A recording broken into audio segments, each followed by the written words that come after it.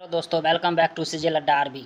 आप लोगों को लंबी घड़ी का जो इंतज़ार था वो ख़त्म हो चुका है, क्योंकि आप लोग सीजीएल झारखंड सीजीएल जो है जेएसएससी सीजीएल, इसका अपने एडमिट कार्ड डाउनलोड कर चुके हैं।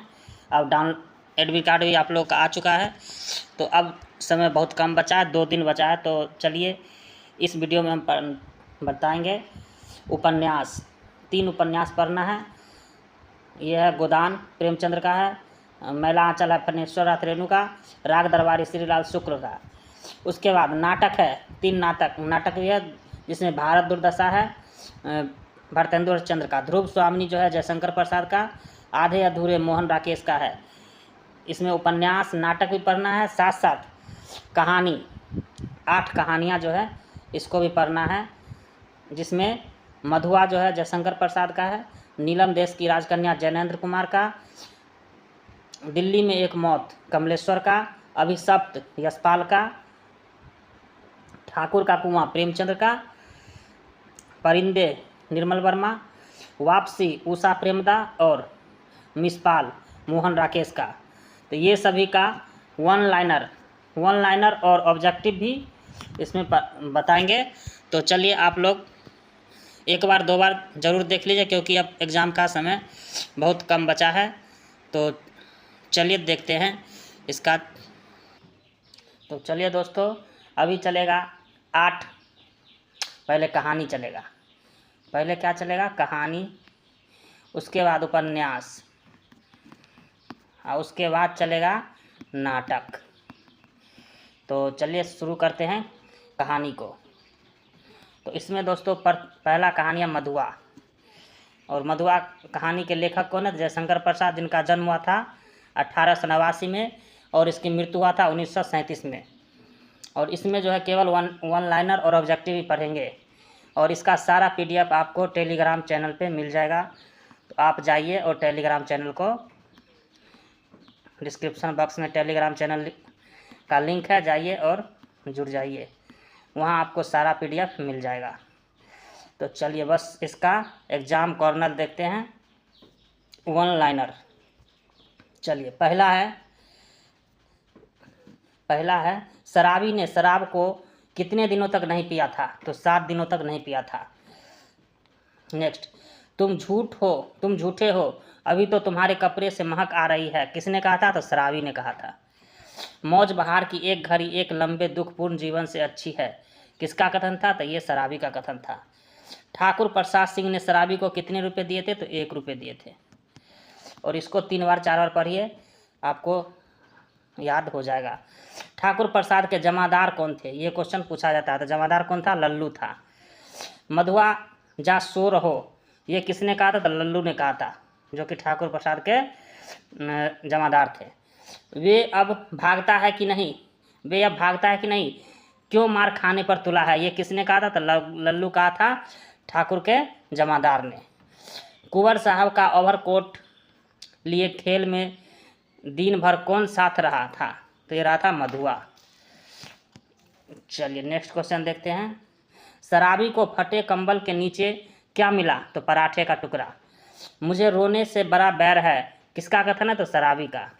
शराबी ने मिठाई के दुकान से कितने रुपए का सामान खरीदा? तो 1 रुपये का। मधुआ शराबी के यहाँ क्या ओढ़कर सोया? तो बड़ा पुराना कोट। एक छोटे से पाजी ने मेरे जीवन के लिए कौन सा इंद्रजाल रचने का बीड़ा उठाया है? कौन कहता है? तो शराबी कहता है। शराबी किस नदी के तट पर गया था? तो यह गया था गोमती नदी के तट पर। चलिए नेक्स्ट टॉपिक है, राम जी कौन था? तो शराबी का साथी था। राम जी ने शराबी को क्या हटाने को कहा? तो शाम धरने की मशीन हटाने को कहा था। राम जी ने कितने रुपए किराया देता था? तो ये 2 रुपये किराया देता था राम जी, जो शराबी का साथी था।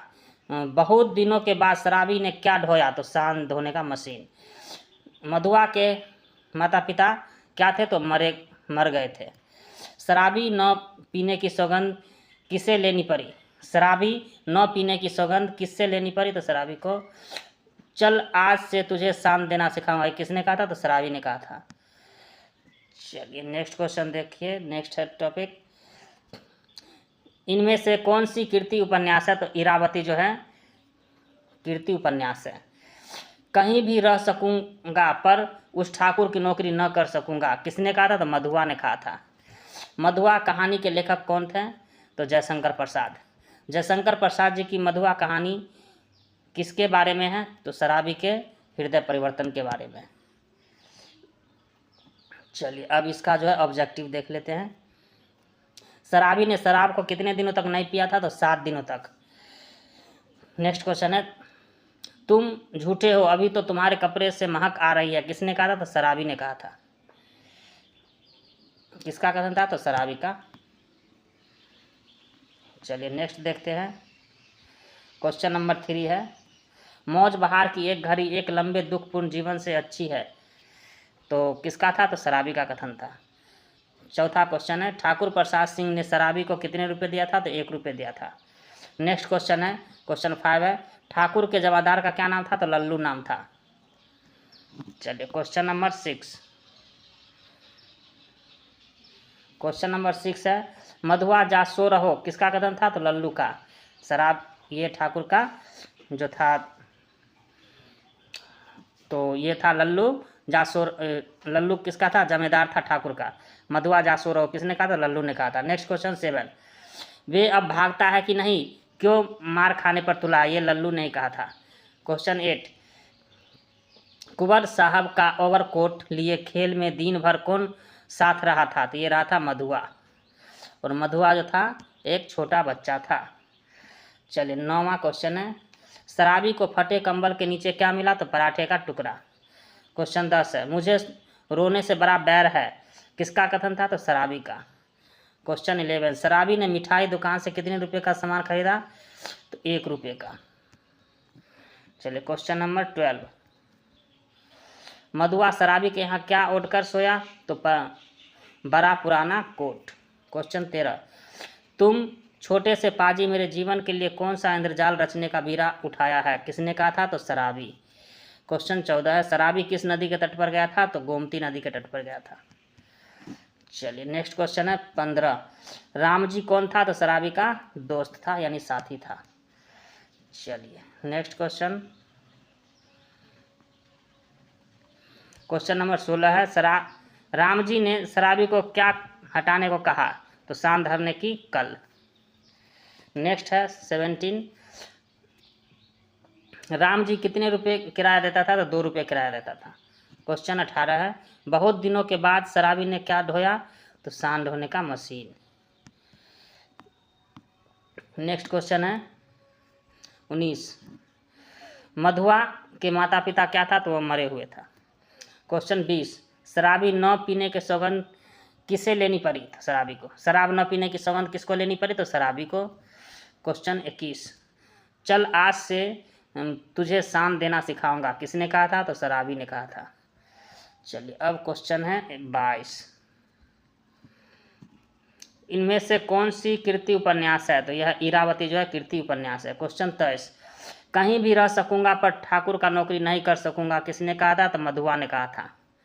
क्वेश्चन 24, प्रसाद जी का परिवार किस प्रसिद्ध परिवार का था? तो ये था सुंधानी साहू परिवार का। चलिए क्वेश्चन 25, मधुआ कहानी के लेखक कौन है? तो जयशंकर प्रसाद। चलिए ये चैप्टर खत्म होता है। अब चलते हैं चैप्टर 2 है ठाकुर का कुआं, जिन लेखक कौन है? प्रेमचंद। इनका जन्म हुआ था 1880 में और मृत्यु 1936 में। तो ठाकुर का कुआं में चलते हैं। तो इसमें पहले 1 लाइनर देख लेते हैं। 1 लाइनर चलिए आ गया, परीक्षा कॉर्नर। पहला है, ठाकुर का कुआं कहानी किसके द्वारा लिखा गया? तो मुंशी प्रेमचंद्र, जिनका जन्म 1880 में और मृत्यु हुआ था 1936 में। ठाकुर का कुआं कहानी किस सामाजिक समस्या पर है? तो जातिवाद पर। प्रेमचंद्र का जन्म कहाँ और कब हुआ था? तो 31 जुलाई 1880 में हुआ था, वाराणसी उत्तर प्रदेश में हुआ था। प्रेमचंद्र की मृत्यु कब हुआ था? तो 8 अक्टूबर 1936 को हुआ था। ठाकुर का कुआं प्रेमचंद्र के किस संग्रह से लिया गया है? तो ठाकुर का कुआं जो है प्रेमचंद्र के किस संग्रह से लिया गया है? तो ये मानसरोवर भाग 1 से। ठाकुर का कुआं प्रकाशन कब हुआ था? तो 1932 में हुआ था।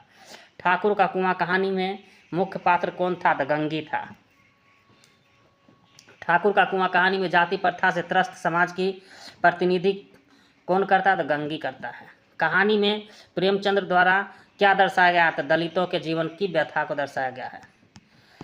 चलिए नेक्स्ट पॉइंट है, ठाकुर का कुआं कहानी में पात्र कौन बीमार है? तो जोखू बीमार है, गंगी का पति। जोखू की पत्नी का नाम क्या है? तो गंगी। ठाकुर का कुआं कहानी में कितने कुएं का वर्णन है? तो 2 कुएं का। ठाकुर का कुआं कहानी में 2 कुआं कहाँ थी? तो एक ठाकुर के घर के पास था और एक साहूकार के पास था, कुमार साहू के पास था। पानी में बदबू क्यों आ रहा था? पानी में कई जानवर मर जाने के कारण, कोई जानवर मर गया था पानी में, इसलिए वो बदबू आ रहा था। चलिए नेक्स्ट है टॉपिक, जोखू को गंदे पानी पीने से कौन रोकता है? तो गंगी रोकता है, उसकी पत्नी। ठाकुर का कुआं पाठ के आधार पर गंगी के हाथ से क्या छूट गया था? तो ये बाल्टी छूट गया था जब वो पानी भर रही थी तब। ठाकुर का कुआं पाठ में लेखक के अनुसार ठाकुर के दरवाजे पर कितने बेफिक्र जमा थे? तो 10-5 बेफिक्र जमा थे। ठाकुर का कुआं पाठ के आधार पर दबे पांव ठाकुर के कुएं पर कौन आया था? तो कौन चढ़ा था? गंगी चढ़ी थी चुपके से पानी लेने के लिए। चलिए नेक्स्ट, ठाकुर का कुआं पानी में कुप्पी की धुंधली रोशनी किस पर आ रही थी? तो कुआं पर। ठाकुर का कुआं पाठ में कुप्पी का धुंधली रोशनी कहाँ पर आ रही थी? तो वही कुआं पे। ठाकुर का कुआं पाठ के आधार पर बताइए कि किसका विद्रोही मन जो था रिवाजी पाबंदियों और मजबूरियों पर चोटें करने लगी? तो ये गंगी का। ठाकुर का कुआं कहानी के द्वारा लेखक क्या उजागर करना चाहता था? गांव में व्याप्त उच्च नीच एवं अमीरी गरीबी को। नेक्स्ट पॉइंट है, पानी के उबाल देने से उसकी खराबी जाती है, यह बात किसको नहीं पता था? तो गंगी और जोखू को नहीं पता था कि पानी को बॉइलिंग कर देंगे तो उससे क्या होगा? तो बीमारी नहीं होगा। गंगी जब ठाकुर के कुएं से पानी लेने पहुंची तो उस समय कितने बज रहे थे? तो रात के 9 बज रहे थे। चलिए नेक्स्ट पॉइंट है, किस दिल में विद्रोह की आवाज़ उठती है? किसके दिल में विद्रोह की आवाज़ उठती है? हम क्यों नीचे हैं और ये लोग क्यों ऊंचे हैं? यह कथन किसका था? तो गंगी का। चलिए, किसके गरेड़िए की भेड़ चुराकर बाद में मारकर खा लेता था? तो ये ठाकुर का कुआं कहानी का मुख्य स्त्री पात्र कौन था? तो गंगी था, जोखू की पत्नी। कौन अपने पति की हालात देखकर ठाकुर के कुएं से पानी लेने की साहस करती है? तो गंगी। चलिए नेक्स्ट है पॉइंट, छल कपट और ऊंचे नीचे लोग अपने जाल फरेब से काम चलाते हैं, ये कौन कहता था? ठाकुर का गांव का ठाकुर कहता था ये चलाते हैं। कौन काम चलाते हैं? तो ये गांव का ठाकुर चलाते हैं। छल कपट और ऊंच नीच लोगों को अपने जाल में फरेब में फंसाकर अपना काम चलाते हैं ठाकुर। चलिए नेक्स्ट क्वेश्चन है, ऑब्जेक्टिव में चलते हैं। ठाकुर का कुआं कहानी किसके द्वारा लिखा गया है? तो प्रेमचंद्र। और प्रेमचंद्र का जन्म हुआ था 1880 में और मृत्यु हुआ था 1936 में, वाराणसी उत्तर प्रदेश में हुआ था जन्म। नेक्स्ट क्वेश्चन है, ठाकुर का कुआं कहानी किस सामाजिक व्यवस्था पर आधारित है? तो जातिवाद पर। चलिए नेक्स्ट है क्वेश्चन नंबर 3, प्रेमचंद्र का जन्म कहाँ और कब हुआ था? तो 1880 में, 31 जुलाई 1880 को वाराणसी उत्तर प्रदेश में हुआ था। नेक्स्ट क्वेश्चन है कि प्रेमचंद्र की मृत्यु कब हुआ था? प्रेमचंद्र की मृत्यु कब हुआ था? तो ये हुआ था 8 अक्टूबर 1936 में। चलिए नेक्स्ट है क्वेश्चन नंबर 5, ठाकुर का कुआं प्रेमचंद्र के किस कथा संग्रह से लिया गया है? तो ये लिया गया मानसरोवर भाग 1 से। नेक्स्ट क्वेश्चन 6 है, ठाकुर का कुआं का प्रकाशन कब हुआ था? तो ये हुआ था 1932 में, ये इम्पोर्टेंट है। चलिए नेक्स्ट है क्वेश्चन नंबर 7, ठाकुर का कुआं कहानी में प्रेमचंद्र ने किस समस्या को मुख्य रूप से दर्शाया है? तो ये दर्शाया है बी और सी, यानी दलित समस्या और जातिगत समस्या को। क्वेश्चन 8, ठाकुर का कुआं कहानी में मुख्य पात्र कौन कौन है? तो ये गंगी और जोखू है, मुख्य पात्र तो गंगी ही हैं। चलिए नेक्स्ट देखते हैं,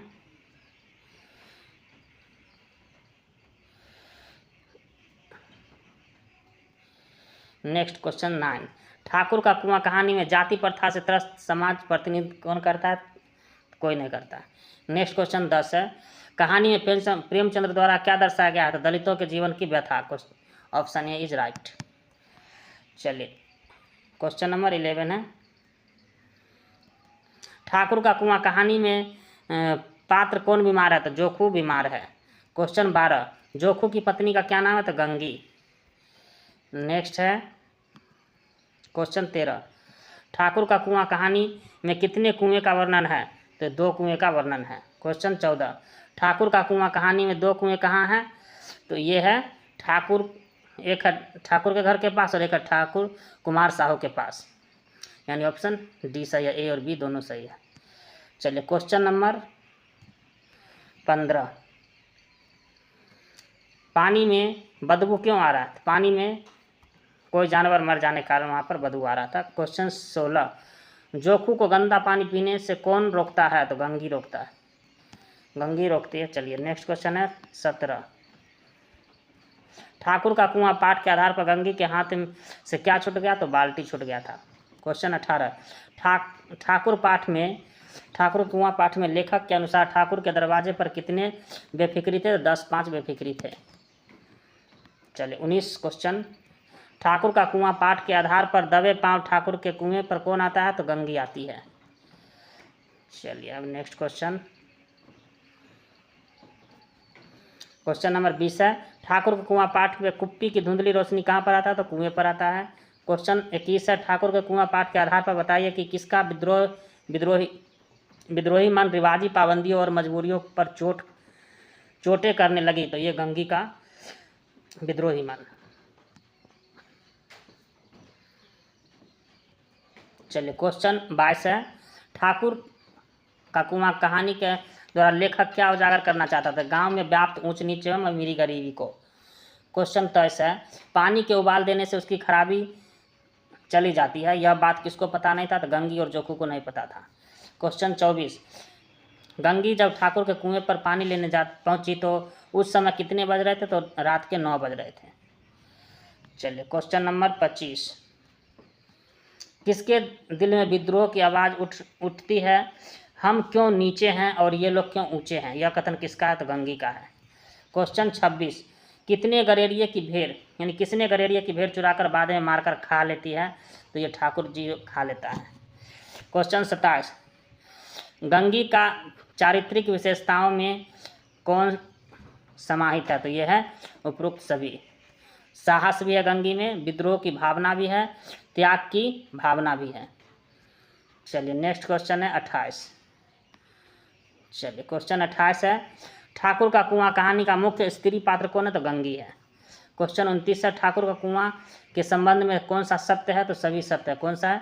तो इस कहानी के पात्र वर्ग का प्रतिनिधित्व करता है, इस कहानी में ग्रामीण परिवेश की दर्शाया गया है, इस कहानी में दलित जीवन को आधार बनाकर रखा गया है। ये सभी हैं, सभी सही हैं। नेक्स्ट क्वेश्चन है 30, कौन अपने पति की हालात देखकर ठाकुर के कुएं से पानी लाने का साहस करती है? तो ये करता है गंगी। क्वेश्चन 31, गंगी का चरित्र चित्रण बताइए? तो ये सभी है। गंगी जो है ठाकुर का कुआं के प्रमुख स्त्री पात्र हैं। गंगी निम्न जाति के एक गरीब स्त्री हैं। गंगी जोखू की पत्नी है और वह सासी भी है। ये सभी राइट है। चलिए क्वेश्चन 32 है और this is the last question, छल कपट है और ये ऊंचे लोग अपने जाल फ्रेम से काम चलाते हैं, ये किसने कहा था? तो गंगी गांव का ठाकुर जो होता है ये चलाता है। चलिए तो ये चैप्टर भी खत्म हो गया। अब चलते हैं नेक्स्ट चैप्टर, कौन सा है? नीलम देश की राजकन्या। ये नीलम देश की राजकन्या है, इसके लेखक कौन है? जैनेंद्र हैं। ये क्वेश्चन पूछा जाता है तो ये भी याद कर लेना कि नीलम देश की राजकन्या के लेखक कौन है? तो जैनेंद्र हैं। और इसका आप 1 लाइनर देखेंगे, परीक्षा कॉर्नर। चलिए तो पहला पॉइंट है कि लेखक जैनेंद्र कुमार का जन्म कब हुआ था और कहाँ हुआ था? तो 2 जनवरी 1905 को अलीगढ़ उत्तर प्रदेश में हुआ था। 1905 को कब हुआ था? 1905 में कौन था? तो करजन था। तो करजन के समय जो है अलीगढ़ उत्तर प्रदेश में हुआ था लेखक जैनेंद्र का जन्म। लेखक जनेंद्र का मूल नाम क्या था? तो आनंदी लाल। लेखक जनेंद्र कुमार के पिता का नाम क्या था? श्री प्यारे लाल। लेखक जनेंद्र कुमार के माता क्या नाम था? तो श्रीमती रमा देवी। जनेंद्र कुमार की पहली कहानी कब लिखा गया था? तो 1928 में। और कौन था? कहानी खेल। इसका प्रकाशन कब हुआ था? 1928 में प्रकाशन हो गया था। और लेखक जनेंद्र कुमार का पहला उपन्यास कौन है? तो परख। चलिए नेक्स्ट क्वेश्चन है, लेखक जनेंद्र कुमार का पहला कहानी कौन है? तो फांसी है। फांसी कहानी का प्रकाश हुआ था 1929 में। नीलम देश की राजकन्या के लेखक जनेंद्र कुमार की कहानी संग्रह है और इसका प्रकाशन हुआ था 1933 में। नीलम देश की राजकन्या कहानी संग्रह, और यह कब हुआ था? 1933 में इसका पब्लिकेशन हुआ था। नेक्स्ट पॉइंट है, प्रश्नोत्तर शैली में जनेंद्र कुमार की सर्वाधिक रचना कहानी कौन सा? तो समय और हम। नेक्स्ट है पॉइंट, जनेंद्र कुमार को उसके लेखन के लिए दिए गए पुरस्कार साहित्यिक अकादमी पुरस्कार, हिंदुस्तान अकादमी पुरस्कार, हस्तीमल डालमिया पुरस्कार तथा पद्म विभूषण पुरस्कार दिया गया है। चलिए नेक्स्ट है, लेखक जनेंद्र कुमार का निधन कब हुआ था? तो 1988 में हुआ था और जन्म हुआ था 1905 में। नीलम देश की राजकन्या कहानी में किस द्वीप का नाम है? तो नीलम का द्वीप। नीलम देश की राजकन्या कितने महल हैं? तो 3 महल हैं।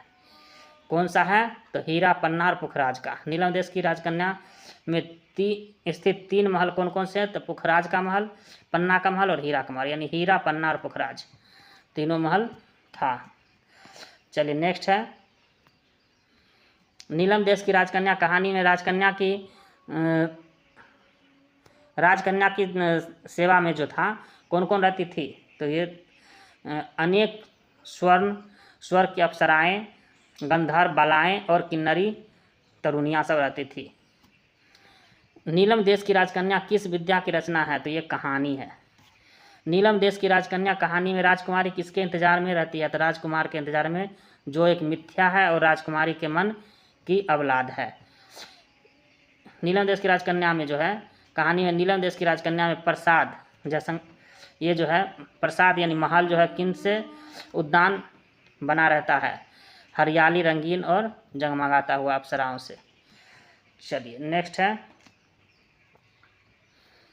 इसमें कौन था? तो हरियाली था, रंगीन था, जगमगाता था, अप्सरा था, गंधर्व बालाएं, किन्नरी और कन्याएं उसमें महल में रहती थी। चलिए, नीलम देश की राजकन्या कहानी में अप्सराएं, किन्नरी बालाएं किसकी आज्ञा पर राजकन्या की सेवा में नियोजित किया गया था? तो भगवान इंद्र की ऑर्डर पर। चलिए नेक्स्ट है, नीलम देश की राजकन्या किस विदा किया? तो ये नीलम देश की राजकन्या एक स्टोरी है यानी कहानी है। नीलम देश की राजकन्या कहानी के लेखक जनेंद्र कुमार है। नीलम देश की राजकन्या किस कहानी का कहानी संग्रह? तो मनोवैज्ञानिक है यानी साइकोलॉजिकल है। चलिए नेक्स्ट है, इस कहानी में इसके मनोभाव को दर्शाया गया था, पुरुष के मन एवं स्त्री के मन को दर्शाया गया। चलिए नेक्स्ट देखते हैं, नेक्स्ट पॉइंट है, कहानी के अनुसार किसको एकाएक किन्नरी बालाओं का हास कौतुक फीका लगने लगता है? तो ये राजकन्या को। कहानी के अनुसार नीलम देश की राजकन्या में कितने महल है? तो 3 है, हीरा, पुखराज और हीरा, पन्ना और पुखराज का महल है। कहानी में किससे अकेलापन नहीं सहा जाता है? तो राजकन्या से अकेलापन नहीं सहा जाता है। सखी हक्का दुत्कारो मत, राजकुमार आएंगे तब हम अपने आप चले जाएंगे, यह कहकर कौन खिलखिलाकर हंस पड़ती है? तो राजकन्या। चलिए अब नेक्स्ट पॉइंट है,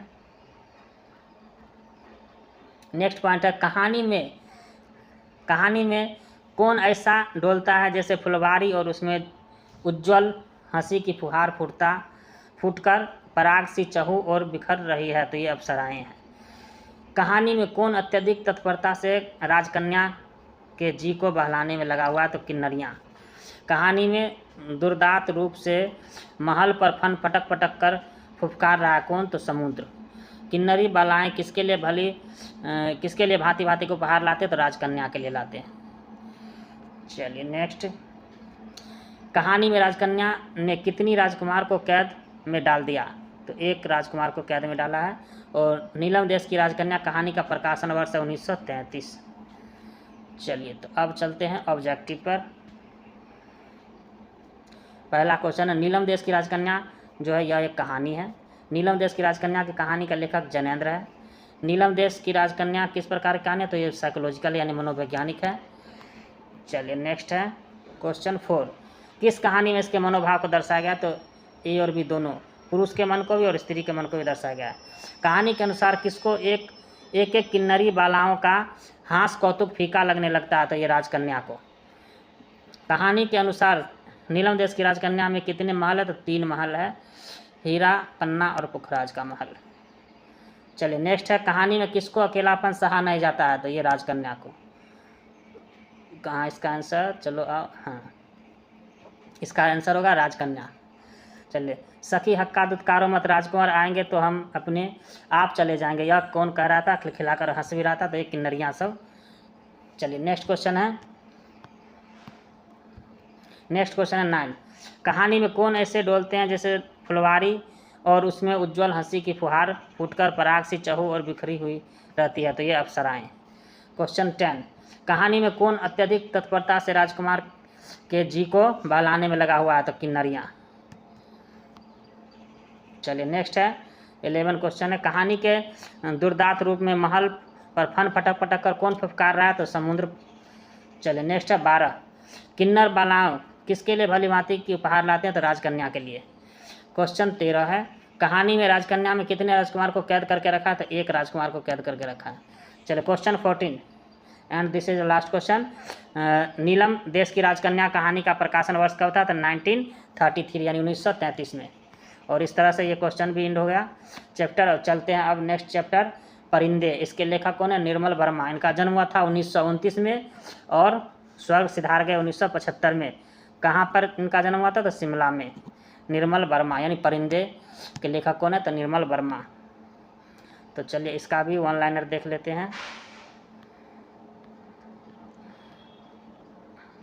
चलिए तो इसमें परिंदे का परीक्षा कॉर्नर जो पॉइंट दिया हुआ है देख लेते हैं। पहला पॉइंट है परिंदे मूलतः क्या है, तो यह कहानी है। परिंदे कहानी में निर्मल वर्मा की मनोवैज्ञानिक सूझबूझ भी काफ़ी उभर कर सामने आई है। कहानी की नायिका लतिका अपने प्रेमी कैप्टन नेगी की मृत्यु के बाद, कहानी में जो नायिका कौन है, तो लतिका है। उसके प्रेमी जो था कैप्टन नेगी, उसकी मृत्यु हो चुका था। तो एक उसके बाद जो है मृत्यु के बाद नायिका जो थी लतिका एक पहाड़ी स्कूल में अकेलेपन की ज़िंदगी गुजार रही थी। परिंदे कहानी में पात्रों के मन के अंदर के द्वंद्वों पर टिकी हुई है। परिंदे कहानी के पात्र डॉक्टर मुखर्जी और मिस्टर ह्यूबर्ट है। परिंदे कहानी का मुख्य पात्र कौन कौन से, तो डॉक्टर मुखर्जी और मिस्टर ह्यूबर्ट है। परिंदा कैदी का प्रतीक कौन है, परिंदा कैदी का प्रतीक है क्योंकि वह कैद में है। चलिए अब नेक्स्ट इसका देखते हैं, क्वेश्चन पर आ जाते हैं। ऑब्जेक्टिव परिंदे कहानी जो है, परिंदे किस विधा का, तो ये कहानी है, स्टोरी है। परिंदा क्या है, तो कहानी है और निर्मल वर्मा का लिखा हुआ है। नेक्स्ट है परिंदे किस कहानीकार का, तो निर्मल वर्मा का है। निर्मल वर्मा किस युग के कहानीकार थे, तो छायावादोत्तर युग के थे। चलिए 1918 से 1936 तक को छायावादी कहते हैं, ये भी याद रखना। क्वेश्चन नंबर 4 है निर्मल वर्मा का जन्म कब हुआ था, तो 1929 में हुआ था। क्वेश्चन 5 है निर्मल वर्मा का जन्म कहाँ पर हुआ था, तो हिमाचल प्रदेश शिमला में हुआ था। क्वेश्चन 6 निर्मल वर्मा का निधन कब हुआ था, तो 1975 में हुआ था। चलिए प्रथम आर्यभट्ट जब छुड़ा गया था तो ये भी चल गए थे। चलिए क्वेश्चन 7 निर्मल वर्मा का कहानियों में निरूपित हुई है, क्या हुई है, तो तीनों कहानी हुई। क्या है, रहस्यात्मक है, व्यक्तिगत है और जीवंत जटिलता है। जीवन का भी जटिलता इसमें मिलता है। चलिए क्वेश्चन अब देखते हैं 8। परिंदे शीर्षक कहानी के किस पात्र को केंद्रीयता मिली है, तो ये मिला लतिका को। नेक्स्ट क्वेश्चन 9 है कि परिंदे कहानी में किसकी अभिव्यक्ति हुई है, तो व्यक्तिगत मनोस्थिति का यानी साइकोलॉजिकल इसमें भी है। चलिए नेक्स्ट है क्वेश्चन 10। परिंदे कहानी शीर्षक कहानी का कथा नायिका नीला लिफाफा किसके सिरहाने रखा गया था, तो ये तो जूली के नीचे रखा गया था। देखते हैं क्या है, जूली के नीचे रखा गया था नीला लिफाफा। नेक्स्ट क्वेश्चन है 11। परिंदे शीर्षक में संकलित कहानियों की संख्या कितनी है, तो ये है परिंदे कहानियों में कितनी है, 7 है। परिंदे कहानियों में जो संकलित कितने कहानी है, तो 7 है। क्वेश्चन 12 है परिंदे कहानी में कुल कितने पात्र हैं? तो 8 पात्र हैं। चलिए नेक्स्ट देखते हैं क्वेश्चन 13।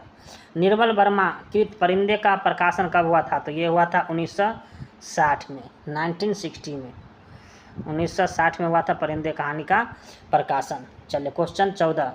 प्रतीकों का कहानी के संदर्भ में सटीक प्रयोग दिखाया गया है, धुंध और परिंदे।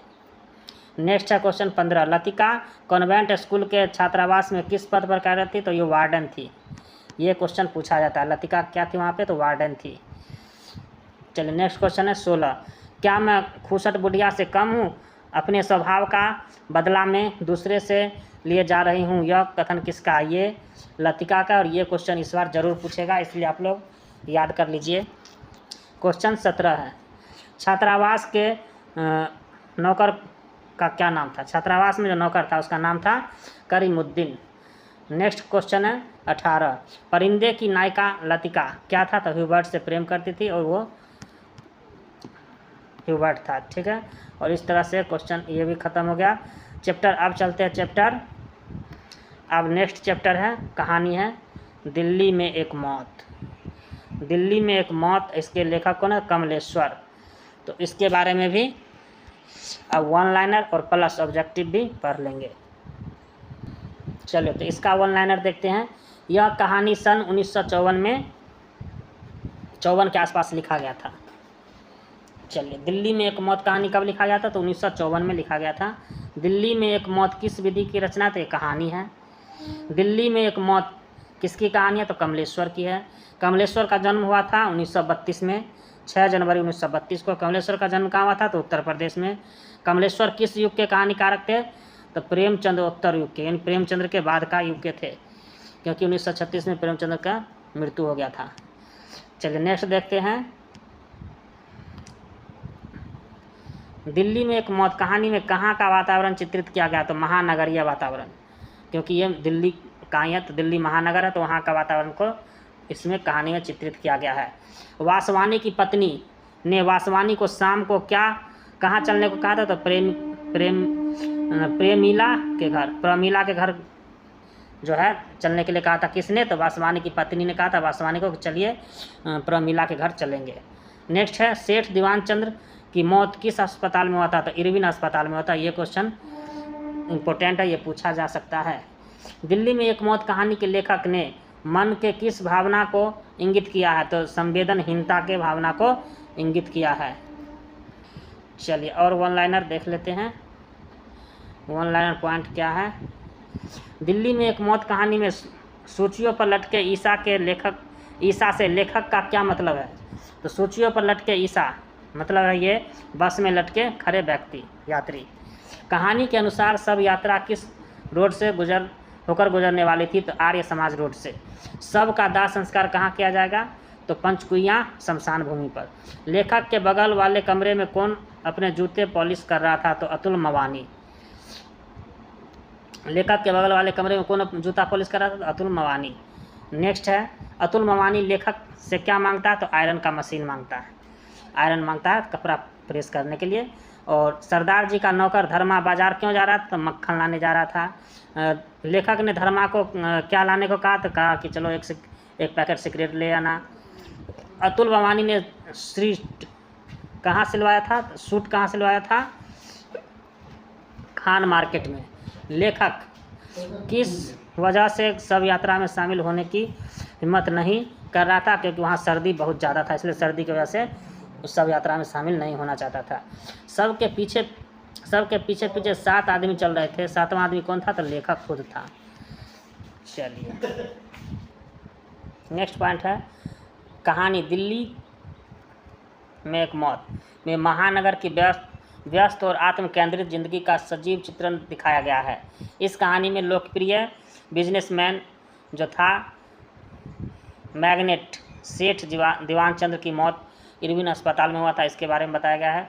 कहानी थोड़ी व्यापक सामाजिक व्याप्ति वाली, सहानुभूतिपरक, मानवीय भाव संपदा के विलोप और क्षरण को मार्मिक तथा सुनने वाले रचना को दर्शाया गया है। चलिए नेक्स्ट देखते हैं, इसमें ऑब्जेक्टिव सीधा चलते हैं।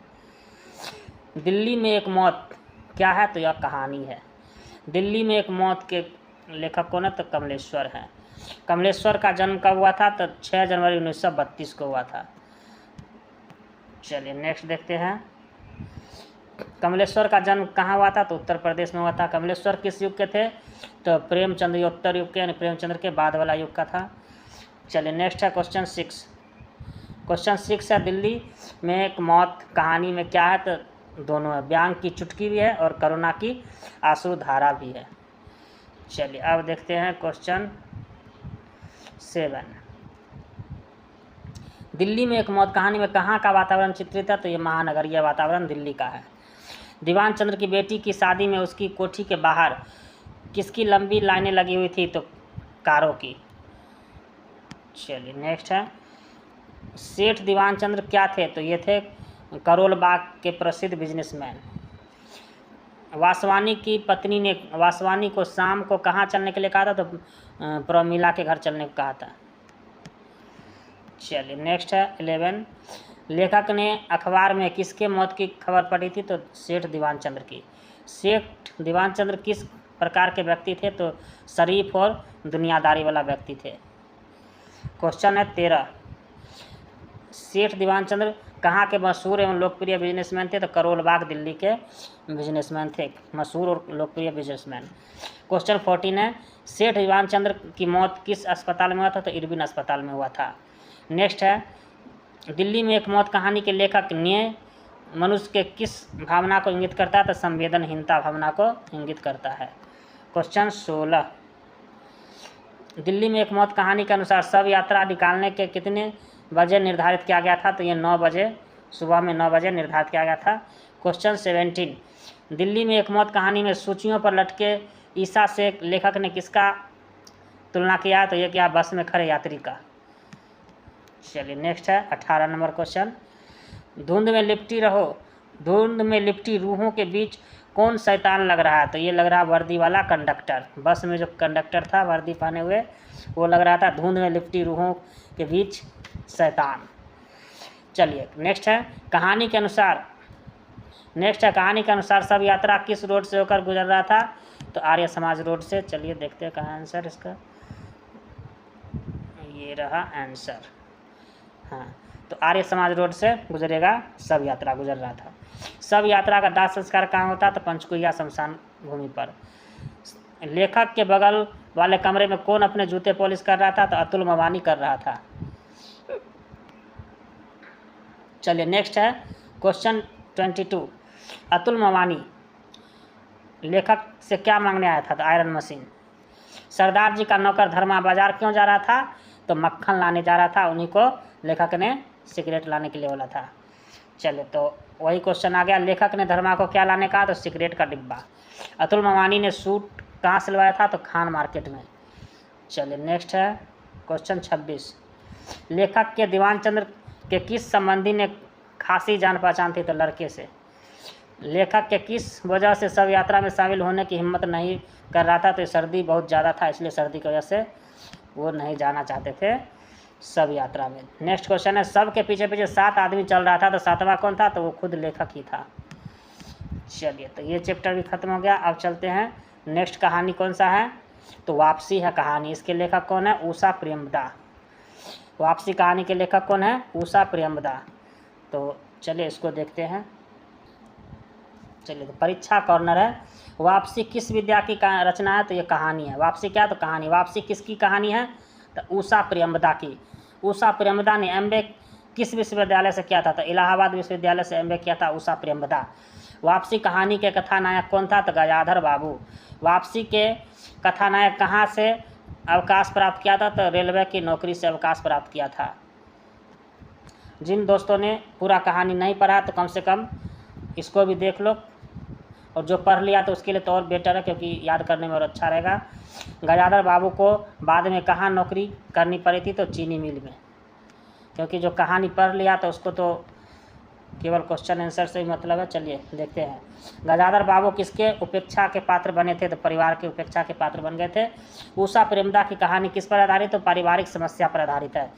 गजाधर बाबू कितने साल की नौकरी के बाद रिटायर होकर घर जा रहे थे? तो 35 साल की नौकरी करके जा रहे थे।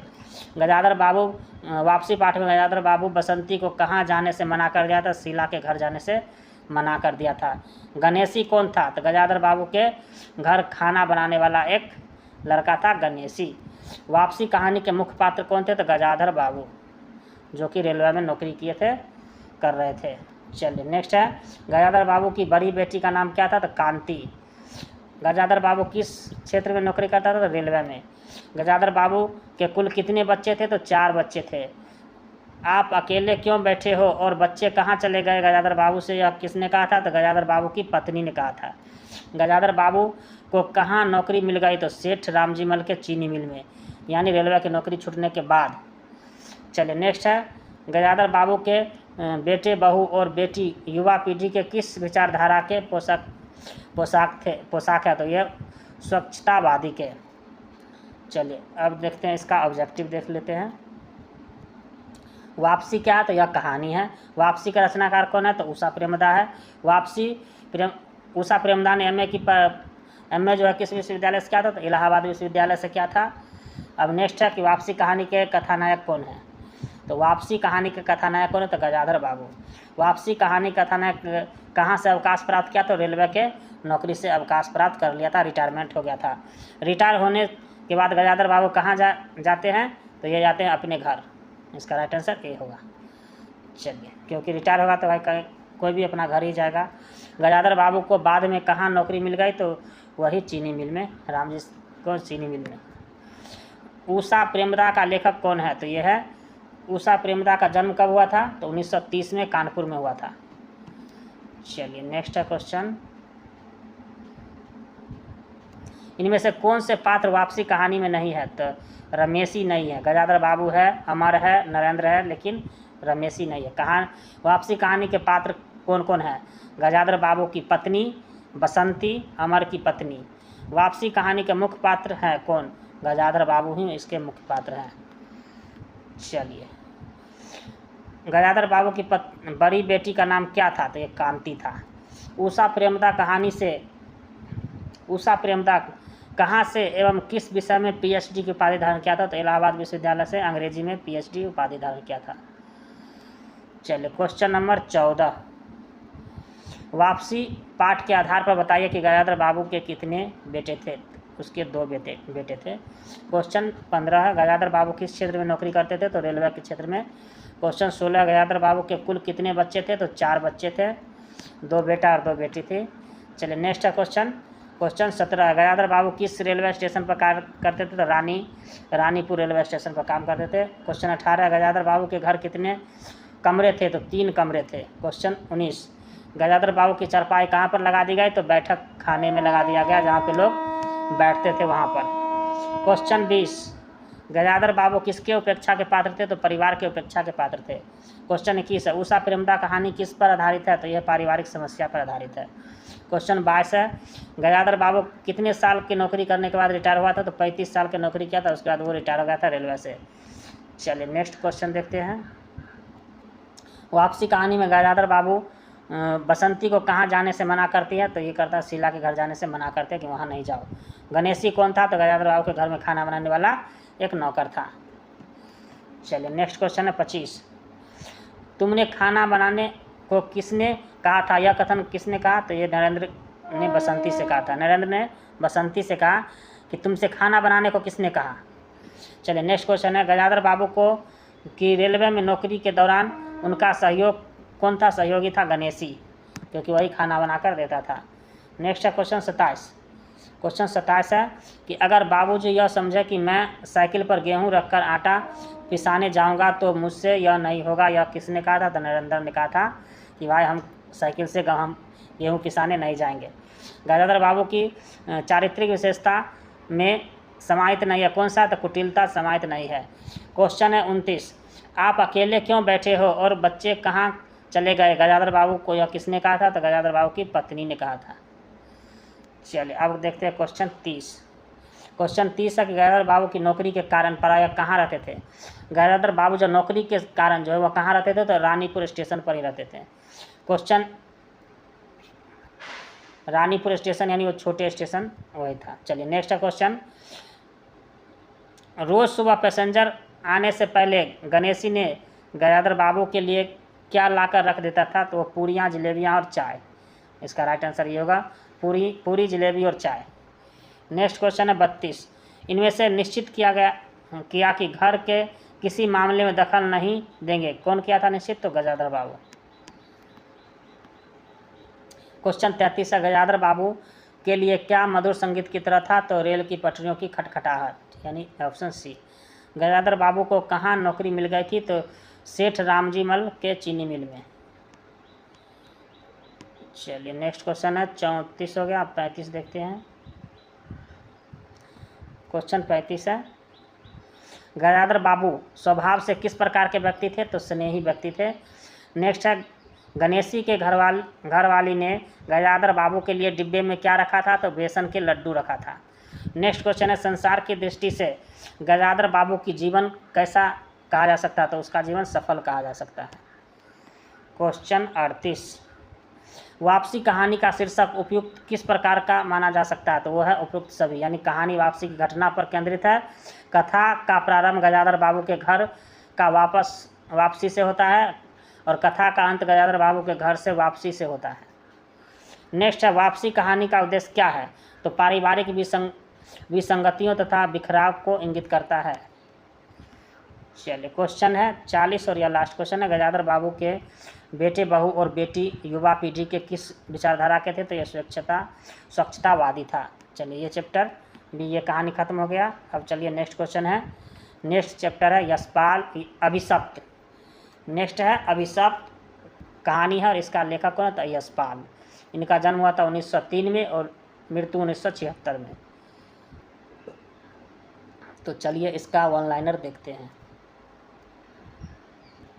चलिए तो इसका परीक्षा कॉर्नर देखते हैं। यशपाल का जन्म कब हुआ था, तो 1903 में हुआ था। यशपाल का जन्म कहाँ हुआ था, तो पंजाब के फिरोजपुर छावनी में हुआ था यशपाल का जन्म। यशपाल ने प्रारंभिक शिक्षा कहाँ पाया था, तो कांगड़ा HP में, हिमाचल प्रदेश में। यशपाल ने BA की शिक्षा कहाँ से लिया था, तो लाहौर के नेशनल कॉलेज से। चलिए नेक्स्ट क्वेश्चन देखते हैं, लाहौर में यशपाल का परिचय किससे होता है, तो भगत सिंह और सुखदेव से होता है। यशपाल को जेल क्यों जाना पड़ा, तो स्वाधीनता संग्राम की क्रांतिकारी धारा से जुड़ाव के कारण। यशपाल की रचना का सीधा सरोकार किससे है, तो आम आदमी से है। यशपाल किस शैली के विशिष्ट रचनाकार थे, तो यथार्थवादी शैली के रचनाकार थे। चलिए नेक्स्ट देखते हैं, यशपाल का कौन सा उपन्यास भारत विभाजन की त्रासदी का मार्मिक दस्तावेज है, तो यह झूठा सच। यशपाल ने लखनवी अंदाज में किस वर्ग पर व्यंग और कटाक्ष किया है, तो पतनशील सामंती वर्ग पर। यशपाल के प्रमुख कहानी संग्रह क्या है, तर्क का तूफान, ज्ञानदान, पिंजरे की उड़ान, वाग दुलिया, फूलों का कुर्ता। यशपाल के प्रमुख उपन्यास कौन है, तो अमिता, दिव्या, दादा कॉमरेड, पार्टी कॉमरेड, मेरी बात उसकी बात। यशपाल की मृत्यु कब हुआ था, तो 1976 में इसका मृत्यु हो गया था। चलिए अब नेक्स्ट पॉइंट है, लखनवी अंदाज में कहानी के लेखक ने किस ट्रेन से यात्रा का वृत्तांत चित्रित किया, तो पैसेंजर ट्रेन से किया है। चलिए नेक्स्ट, चलिए अब सीधा चलाते हैं ऑब्जेक्टिव पर। यशपाल का जन्म कब हुआ था, तो 1903 में हुआ था। यशपाल का जन्म कहाँ हुआ था, तो फिरोजपुर छावनी पंजाब में हुआ था। यशपाल के प्रारंभिक शिक्षा जो हुआ था कांगड़ा हिमाचल प्रदेश में हुआ था प्रारंभिक शिक्षा। चलिए नेक्स्ट क्वेश्चन है 4, यशपाल ने BA की शिक्षा कहाँ से लिया था, तो लाहौर के नेशनल कॉलेज से। लाहौर में यशपाल का परिचय किससे होता है, तो भगत सिंह और सुखदेव गुरु से होता है। नेक्स्ट है क्वेश्चन नंबर 6 है, क्वेश्चन नंबर 6 है, यशपाल को जेल क्यों जाना पड़ा, तो स्वाधीनता संग्राम में शामिल होने के कारण।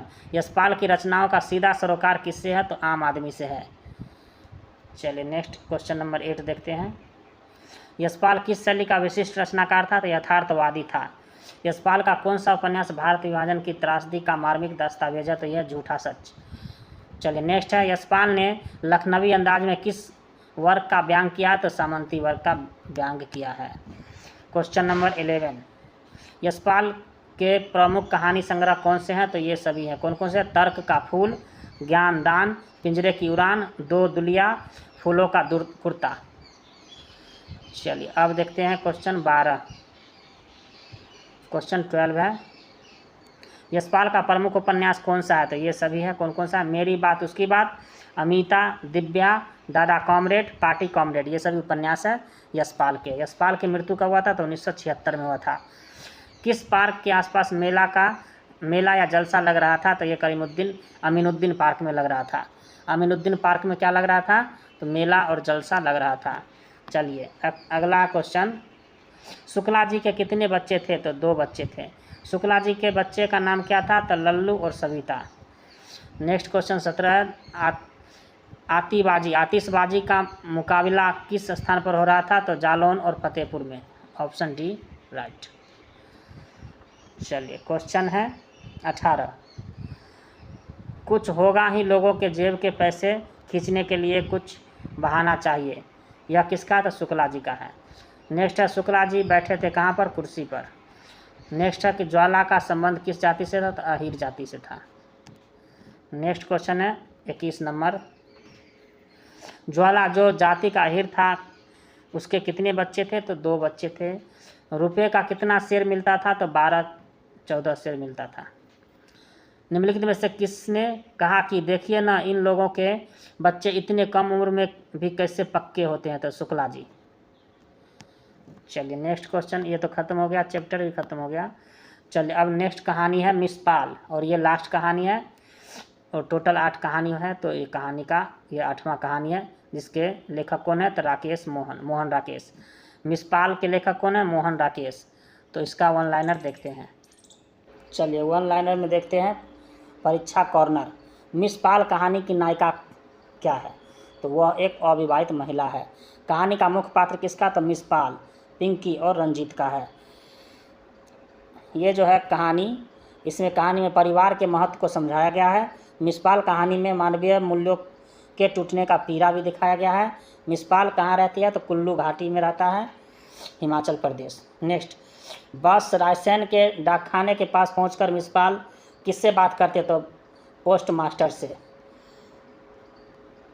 चलिए नेक्स्ट पॉइंट है, मिसपाल के साथ रंजीत बस से कहाँ जा रहा था? तो जोगिंदरनगर। मुझे अफसोस होने लगा है कि मिसपाल को बस में जगह नहीं मिली, यह किसका कदम था? तो रंजीत का। रिटायर्ड अंग्रेज मेजर ने शादी किससे किया था? तो मिसपाल से। रिटायर्ड अंग्रेज मेजर ने किससे शादी किया? तो मिसपाल से। अंग्रेज मेजर ने किसके नाम पर अपने सेब के बगीचे का नाम रखा था? तो मिसपाल के नाम पर। मिसपाल किस विभाग में नौकरी करती थी? तो सूचना विभाग में। ये लोग इतने अच्छे और बेईमान हैं, कथन जो है किसका है? तो मिसपाल का है। चलिए नेक्स्ट देखते हैं। नेक्स्ट है, इस कहानी में एक सूचना विभाग की चर्चा है। सूचना विभाग से किस व्यक्ति ने त्यागपत्र दे दिया था? तो मिसपाल ने। मिसपाल के रंग रूप पर किस व्यक्ति ने कोई न कोई टिप्पणी किया करता था? तो वो करता था बुखारिया। यह किसका कथन है कि आजकल मिसपाल पहले से स्लीम भी तो हो रही है? ये कह रहा था जोरावर सिंह। मिसपाल को किस वस्तु से चीड़ था? तो ये था बनाव श्रृंगार से वो मिसपाल को, बनावटी श्रृंगार से वो क्या था? चीड़ था। चलिए नेक्स्ट है, फर्स्ट क्लास बोहेमियन नामक कॉफ़ी पिलाया करती थी कौन? तो मिसपाल। अपेंडिसाइटिस का ऑपरेशन हुआ था किसको? तो जोरावर सिंह को। मैं खामखा यहाँ अपनी ज़िंदगी बर्बाद कर रही हूँ, यह किसका कथन है? तो मिसपाल का। मिसपाल को किसने सलाह दिया था कि तुम यहीं रहो और अपने संगीत और चित्रकला का अभ्यास करती रहो? ये कहा था रंजीत। पिंकी कौन है? तो कुत्ता है। चलिए उसके बाद, और रंजीत को टाटा किसने कहा था? देखिए, तो ये रंजीत को टाटा किसने कहा था? तो पिंकी ने कहा था, ये कुत्ता था। मनाली में 10 दिन तक कौन रहा था? तो रंजीत रहा था। रंजीत ने अपनी सामान कहाँ पर छोड़ दिया था? तो परिवहन दफ्तर में छोड़ दिया था। मैं अभी पोस्ट मास्टर से यहाँ टेलीफोन करा दूंगी, कल तक तुम्हारा सामान यहाँ ले आएगा, यह कथन मिसपाल का है। 2 आदमियों का खाना है, खाना है या नहीं, दोनों को भूखे ही रहना पड़ेगा क्या? यह कथन किसका? तो रंजीत का। रंजीत के संदूक में क्या था? रंजीत के संदूक में क्या था? चपातियाँ थी। चलिए नेक्स्ट क्वेश्चन है, नेक्स्ट पॉइंट है कि इस कहानी में दरिया नामक एक स्थान को चर्चा की गई है। दरिया के पास क्या था? तो पुल था। चलिए अब सीधा ऑब्जेक्टिव पे चलते हैं। मिसपाल कहाँ रहती थी? तो कुल्लू में। बस रायसेन के डाकखाने के पास पहुंचकर मिसपाल किससे बात कर रही थी? तो पोस्ट मास्टर से।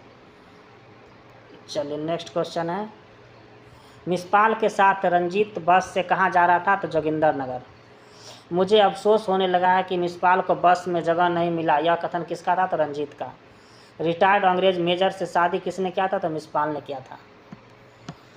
चलिए नेक्स्ट है, अंग्रेज मेजर ने किसके नाम पर अपने सेव के बगीचे का नाम रखा था? मिसपाल।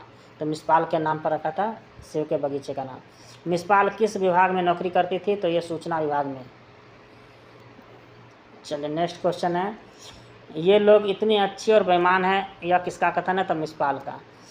इस कहानी में एक सूचना विभाग की चर्चा है। सूचना विभाग से किस व्यक्ति से त्यागपत्र दिया था? तो ये मिसपाल ने सूचना विभाग से त्यागपत्र दे दिया था। क्वेश्चन नंबर 10 है, मिसपाल के रंग रूप पर किस व्यक्ति ने कोई न कोई टिप्पणी किया करता था? तो ये बुखारिया करता था। क्वेश्चन 11 है, यह किसका कथन है कि आजकल मिसपाल पहले से स्लिम भी होती जा रही है? तो ये जोरावर सिंह का कहना था। चलिए नेक्स्ट है, मिसपाल को किस वस्तु से चिढ़ था? तो बनाव श्रृंगार से। चलिए क्वेश्चन नंबर 13, मिसपाल ने अपने घर में समय बिताने के लिए अभ्यास करती थी क्या? तो संगीत बजाकर और चित्रकला करके। मिसपाल ने संगीत और चित्रकला का अभ्यास करती थी। इस अभ्यास के दौरान किस वाद्ययंत्र का प्रयोग करती थी? तो कौन सा वाद्य यंत्र का प्रयोग करती थी? तो सितार और तबला बजाती थी। नेक्स्ट है, फर्स्ट क्लास बोहेमियन नामक कॉफ़ी पिलाया करती थी कौन? तो मिसपाल। चलिए नेक्स्ट क्वेश्चन है, क्वेश्चन नंबर 16 है, अपेंडिसाइटिस का ऑपरेशन कौन कराया था? तो जोरावर सिंह। मैं खामखा यहाँ अपनी ज़िंदगी बर्बाद कर रही हूँ, यह कहा था मिसपाल ने। नेक्स्ट क्वेश्चन है, मिसपाल को किसने सलाह दिया था कि तुम यहीं रहो और अपना संगीत और चित्रकला का अभ्यास करती रहो? ये कहा था रंजीत ने। पिंकी कौन है? तो यह कुत्ता है। रंजीत को टाटा किसने किया था? तो पिंकी ने किया था, यानी कुत्ता ने। चलिए नेक्स्ट है, मनाली में 10 दिन तक कौन रहा था? तो रंजीत रहा था। कौन सी पुस्तक मिसपाल के पास थी? तो ये था बर्ट्रैंड रसेल की conquest of happiness. Bertrand Russell का पुस्तक था कंक्वेस्ट ऑफ हैप्पीनेस। चलिए नेक्स्ट क्वेश्चन है, तय है कि रंजीत ने अपना सामान कहाँ पर छोड़ाया था? तो परिवहन दफ्तर में छोड़ दिया था। चलिए क्वेश्चन 24 है, मैं अभी पोस्ट मास्टर से यहाँ टेलीफोन करा दूंगी, कल तक तुम्हारा सामान यहाँ ले आएगा। यह कथन है मिसपाल का। 2 आदमियों का खाना है भी या नहीं, दोनों को भूखा ही रहना पड़ेगा क्या? यह कथन किसका है? तो रंजीत का। क्वेश्चन 26 है, किसने कहा कि सप्ताह भर का खाना एक साथ बना लेती हूँ और निश्चित होकर खाती रहती हूँ? तो यह कथन किसका था? तो यह था मिसपाल का ही होगा। तो चलिए देखते हैं, हाँ इसका राइट आंसर है मिसपाल। चलिए रंजीत के संदूक में क्या था? तो चपातियाँ थी। नाम मात्र का डिब्बा में क्या था? तो घी था। नेक्स्ट क्वेश्चन है 29, सहसा झूले में कितने व्यक्ति बैठे थे? सहसा झूले में कितने व्यक्ति बैठे थे? 2 व्यक्ति थे। इस कहानी में दरिया नामक स्थान का चर्चा की गई। दरिया किसके पास है? तो पुल के पास है। चलिए नेक्स्ट क्वेश्चन देखते हैं, क्वेश्चन 31 है, तारपीन का तेल लगाने के लिए मिसपाल और रंजीत कहाँ जाने के प्लान बना रहा था? तो कुल्लू। मिसपाल ने अपने कितने वर्ष की आयु में अपना घर छोड़कर नौकरी करने के लिए निकल आया था? तो वो आया था 15 वर्ष की आयु में। नेक्स्ट है, यह किसका कथन है कि माँ को मेरा घर में होना ही बुरा लगता था? तो मिसपाल का कहना था। नेक्स्ट क्वेश्चन है, मिसपाल को पिजाती की किस बात से चिढ़ थी? तो ये संगीत सीखने से। ये मिसपाल को पिताजी की किस बात से, ये पिताजी होगा, तो पिताजी के किस बात से चिढ़ था? तो संगीत सीखने से। नेक्स्ट क्वेश्चन है 35। मिसपाल ने रंजीत के लिए बिस्तर बिछाई थी कहाँ पर? तो बरामदा में। और यह चैप्टर खत्म हो गया, यानी कहानी टोटल खत्म हो गया। अब चलते हैं नाटक में। और नाटक, ये जो है नाटक भारतेंदु हरिश्चंद्र का है, भारत दुर्दशा। तो इसको पढ़ेंगे। परीक्षा कॉर्नर है। भारतेंदु हरिश्चंद्र का जन्म कब हुआ था? तो 1850 में। जिनमें से किसने आधुनिक हिंदी साहित्य के पितामह के रूप में जाना जाता है? तो आधुनिक हिंदी साहित्य के पितामह कौन है? तो भारतेंदु हरिश्चंद्र। भारतेंदु की साप्ताहिक भाषा क्या थी? तो खड़ी बोली। साहित्यिक भाषा क्या था? तो खड़ी बोली। आचार्य रामचंद्र शुक्ल के अनुसार भारतेंदु के कितने नाटकों का उल्लेख है? तो 15 नाटकों का उल्लेख है। भारत दुर्दशा नाटक में कुल कितने अंक है? तो 6 अंक है।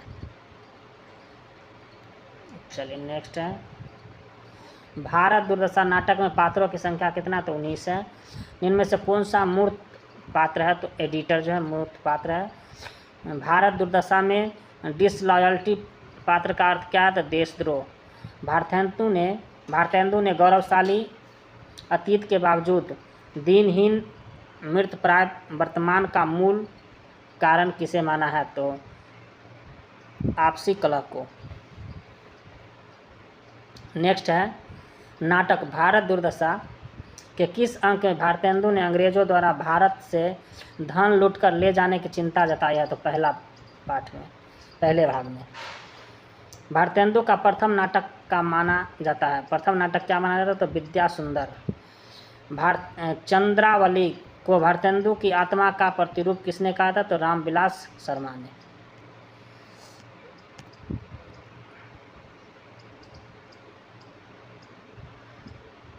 चलिए नेक्स्ट है नाटक भारत दुर्दशा के किस अंक में भारत का प्रवेश होता है? तो दूसरा अंक में भारत का प्रवेश होता है। नाटक भारत दुर्दशा में फटे कपड़े पहने, सिर पर आधे अर्ध किरीट, हाथ में टेकने की छड़ी, शिथिल अंग किसके रूप को दर्शाया गया? तो भारत को। भारत को अपनी दुर्दशा देखकर किसकी याद आती है? तो दुर्योधन की। चलिए नेक्स्ट, शुचन्याग्र नैव दास्यामी बिना वृद्धेन केशवम, यह कथन किसके द्वारा लिखा गया है, कहा गया? तो ये दुर्योधन के द्वारा। अरे पामर डैश डैश, मेरी उत्पन्न हुए बिना मेरा यह डूब जाता था, उपयुक्त कथन किसका? तो जयचंद का। हाय अब मुझे कोई शरण देने वाला नहीं है, अतः राज राजेश्वरी विजयिनी मुझे बचाओ, यह जो है किसने कहा था? उपयुक्त वाक्यों में जो भारत किसे अपनी रक्षा से के लिए पुकारता है? तो महारानी विक्टोरिया को। चलिए नेक्स्ट है, जब किसी व्यक्ति का साहस और अभिमान पूरी तरह से नष्ट हो जाता है तब व्यक्ति कायर होकर किसकी सहारा लेता है? तो निर्लजता का। निम्न में से कौन लड़की के वेश में है? तो आशा जो है लड़की के वेश में है। नाटक के किस अंक में स्थान, शमशान, टूटे फूटे मंदिर का प्रयोग किया गया? तो दूसरा अंक में। नाटक के किस अंक में भारत दुर्देव का प्रवेश होता है? तो तीसरा अंक में। क्रूरता, आधा क्रिस्तानी आधा मुसलमानी भेष, हाथ में नंगी तलवार किस रूप को दर्शाया गया? तो भारत दुर्दशा को। चलिए अब ये हो गया, इधर चलते हैं वन लाइनर। नाटक के किस अंक में भारत दुर्दशा के कारणों का उल्लेख है? तो तीसरे अंक में। अंग्रेज भारत को क्या कहते हैं? काला। काफर काला नीच पुकारू, तोड़ू पैर और हाथ। उपर्युक्त पंक्ति में काफर काला नीच किसे पुकारा गया? तो भारत को। फौजदार का नाम क्या था? तो सत्यानाश।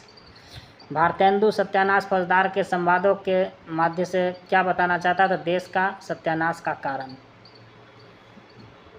चलिए अब नेक्स्ट है पॉइंट, भारतेंदु भारत के सत्यानाश का पहला कारण जो है धर्म के नाम पर बंटवारा को मानता है। भारतेंदु के अनुसार हिंदू समाज के कूपमंडुक बनने का क्या कारण है? तो विदेश यात्रा पर रोक। काऊ नहीं पुकारत मेरो हाथ, काऊ नहीं पकड़त मेरो हाथ, यह गीत जो नाटक किस अंक में? दूसरे अंक में है। भारत दुर्दशा नाटक में दूसरे अंक में किसके द्वारा किया गया तो भारत के द्वारा। चलिए अब नेक्स्ट है, अरे उपजा ईश्वर कोप से मुझे तुम सहज न मानो जी, मुझे एक राक्षस मानो जी। इस गीत किसके द्वारा लिखा गया तो भारत दुर्दशा के द्वारा। रोग तथा आलस्य का प्रवेश नाटक के किस अंक में है तो चौथे अंक में। किसके बदौलत ओझा दर्शनीय पंडित सिद्ध लोगों को ठगने का काम करते हैं तो रोग। महाराज भारत जो अब मेरे प्रवेश पात्र से मर जाएंगे घरने का कौन काम करता तो यह करता है रोग। चलिए अब नेक्स्ट, डॉक्टरों के द्वारा रोग से लड़ने वाले उपाय टीका लगाना इत्यादि लोग किस डर से मना कर रहे हैं तो शीतलता से।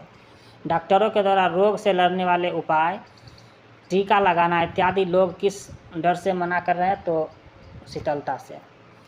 भारत दुर्देव किसे पान का बीरा देता है तो रोग को। तवंगरी बदिलस्त न बमाल का अर्थ क्या है तो अमीर हृदय से है धन से नहीं है। दुर्दशा में मदिरा को किसकी कन्या माना गया है तो भगवान सोम की। देवताओं द्वारा मदिरा को क्या कहा गया तो सूरा। चलिए मदिरा के संदर्भ में कौन सुमेलित नहीं है तो रम क्रिस्तान। नेक्स्ट है, भारतेंदु ने अपने नाटक भारत दुर्दशा में अज्ञान और जड़त्व के प्रतीक के रूप में किस पात्र को प्रस्तुत किया तो अंधकार को।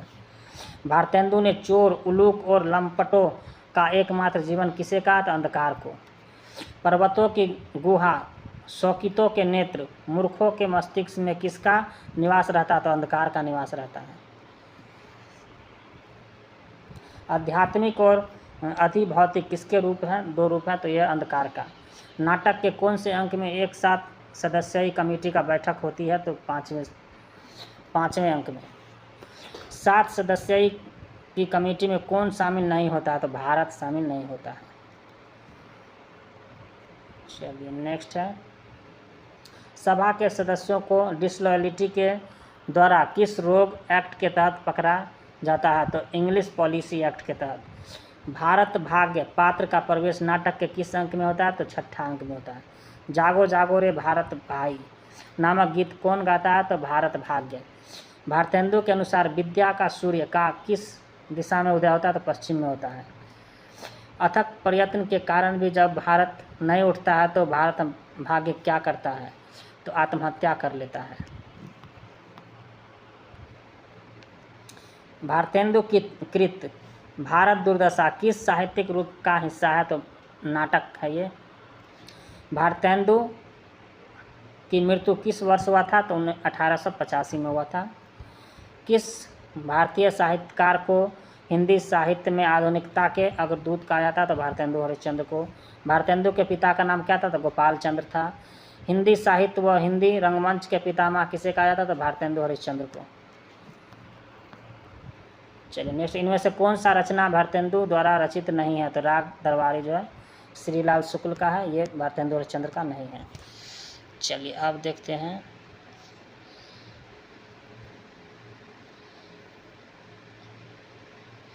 इसमें अब ऑब्जेक्टिव देखते हैं।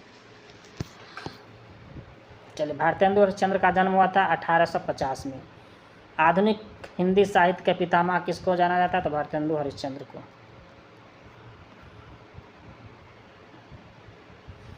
भारतेंदु की साहित्यिक भाषा क्या है तो खड़ी बोली।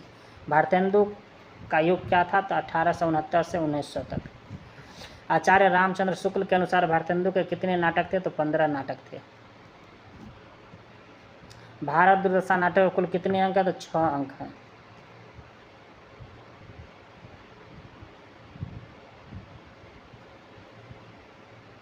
नेक्स्ट है, भारत दुर्दशा नाटक में पात्रों की संख्या कितनी है तो 19 है। भारत दुर्दशा के अमूर्त पात्र कौन सा है तो उपयुक्त सभी है, यानी भारत है, निर्लजता है और आशा है। निम्नलिखित में से कौन सा मूर्त पात्र है तो यह है एडिटर।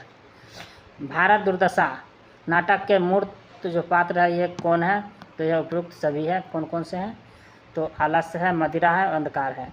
भारत दुर्दशा में डिसलॉयलिटी पात्र का अर्थ क्या होता है तो देशद्रोह होता है डिसलॉयलिटी। भारतेंदु ने गौरवशाली अतीत के बावजूद दीनहीन मृत प्राय वर्तमान का मूल कारण किसे माना? तो आपसी कलह को। चलिए नेक्स्ट है, सबसे पहले जेहि इखर धन बल दीनो, सबसे पहले विदाफल जिन गही लीनो।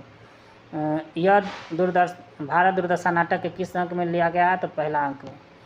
नाटक भारत दुर्दशा किस अंक में भारतेंदु ने अंग्रेजों द्वारा भारत से धन लूटकर ले जाने की चिंता जताई? तो पहले भाग में। हरिश्चंद्र को भारतेंदु की उपाधि किसने दिया था? तो बनारस के विद्वान ने। भारतेंदु का नाटक, प्रथम नाटक क्या है? तो विद्या सुंदर। चंद्रावली को भारतेंदु की आत्मा का प्रतिरूप किसने कहा था? तो रामविलास शर्मा ने। नाटक भारत दुर्दशा के किस अंक में भारत का प्रवेश होता है? तो दूसरा नाटक में भारत का प्रवेश होता है, दूसरा नाटक में। भारत दुर्दशा में फटे कपड़े पहने, किरीट, हाथ में टेकने की छड़ी, शिथिल अंग किसके रूप को व्याख्या किया? तो भारत को। भारत को अपनी दुर्दशा देखकर किसकी याद आती है? तो दुर्योधन की। चलिए नेक्स्ट है 21, सुच्यांग नैव दास्यामि बिना युद्धेन केशवम, यह कथन किसका है? तो यह दुर्योधन का। अरे पामर डैश, तेरे उत्पन्न हुए बिना मेरी क्या डूब जाता है, यह कथन किसका है? तो यह जयचंद का।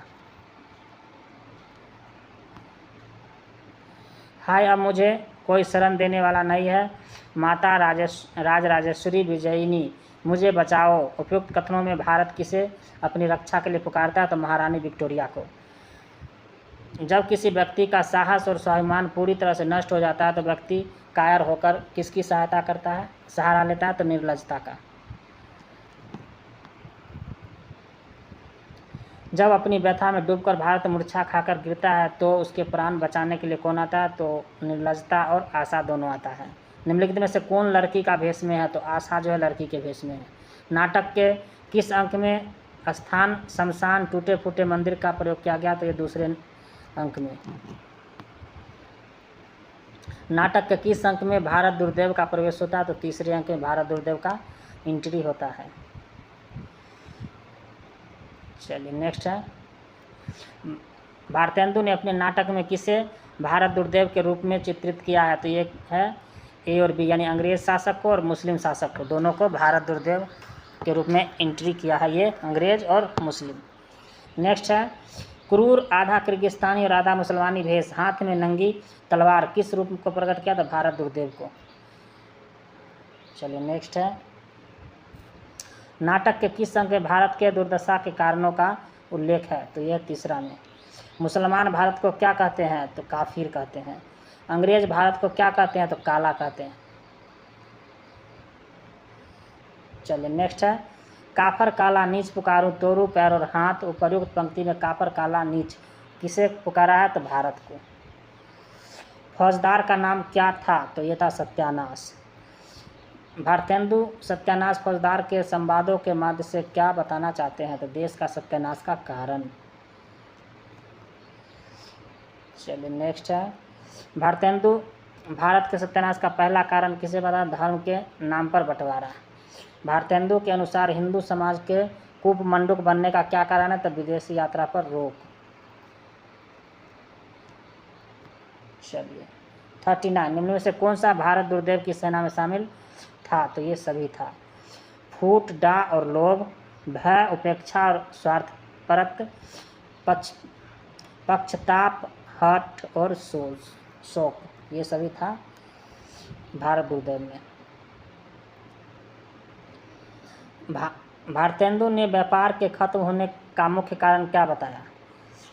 तो निरुद्धमता और संतोष। रोहूं अब मिलके आबहू भारत भाई, हा हा हा भारत दुर्दशा न देखी जाई, ये किसने कहा था? तो लावनी ने कहा था। चलिए नेक्स्ट है, रहू अब मिलके आबहू भारत भाई, हा हा दुर्दशा भारत दुर्दशा न देखी जाई, ये जो है गीत कौन गाता है? तो योगी गाता है। काऊ नहीं पुकारत मोरो मेरो हाथ, यह गीत जो है नाटक के किस अंक में है? तो दूसरा अंक में है। चलिए नेक्स्ट है, भारत दुर्दशा नाटक के दूसरे अंक में किसके द्वारा गाया जाता है? तो भारत के द्वारा। अरे उपजा स्वर कोप से डैश, मुझे तुम सहज न मानो जी, मुझे एक राक्षस मानो जी। यह गीत किसके द्वारा गाया जाता है? तो भारत दुर्देव के द्वारा गाया जाता है। अब नेक्स्ट क्वेश्चन है 46, रोग तथा आलस्य का प्रवेश नाटक के किस अंक में होता है? तो चौथा अंक में होता है। नेक्स्ट है, किसके बदौलत ओझा दर्शनीय पंडित सिद्धि लोग को ठगने का काम करते हैं? तो रोग। नेक्स्ट क्वेश्चन है, महाराज भारत तो अब मेरे प्रवेश पात्र से मर जाएगा, घेरने का कौन काम है? यह कथन किसका? तो रोग का। डॉक्टरों के द्वारा रोग से लड़ने वाले उपाय टीका लगाकर इत्यादि लोग किस डर से मना करते थे? तो शीतलता।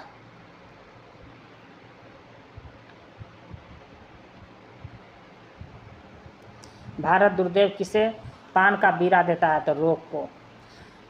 दुनिया में हाथ पैर हिलाना नहीं अच्छा, मर जाना पैर उठ के कहीं जाना नहीं अच्छा। यह गीत किसने गाया था? तो गजल है यह। नेक्स्ट है, दुनिया में हाथ पैर हिलाना नहीं अच्छा, मर जाना पैर उठ के कहीं जाना नहीं अच्छा। उपर्युक्त गीत नाटक के चौथे अंक में कौन गाता है? तो आलस्य गाता है, आलसी लोग। तवंगरी बदिलस्त न बमाल, ये किसका है? तो अमीर हृदय से होता है, धन से नहीं होता है। नेक्स्ट है, भारत दुर्दशा में मदिरा को किसकी कन्या माना जाता है? तो ये भगवान सोम का। देवता द्वारा मदिरा को क्या कहा जाता है? तो सूरा। मदिरा को क्या कहता है? सूरा कहता। नेक्स्ट है, मदिरा के संदर्भ में कौन सुमेलित नहीं है? तो रम क्रिस्तान, ये सही नहीं है।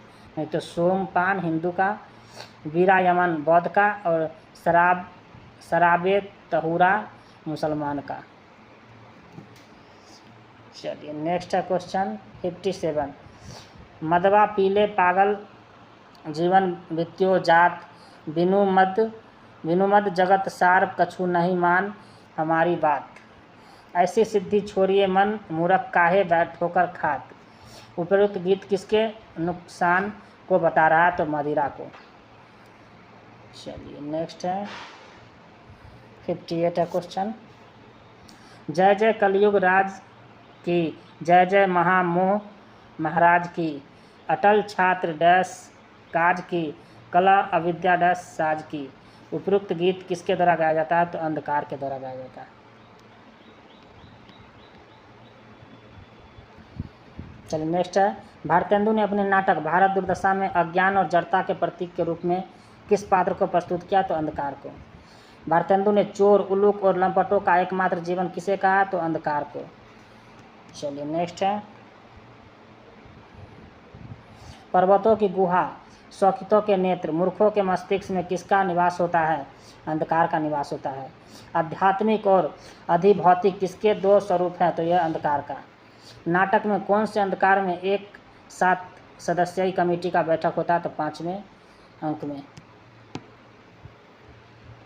7 सदस्यीय कमेटी में कौन शामिल नहीं होता? तो भारत शामिल नहीं होता है।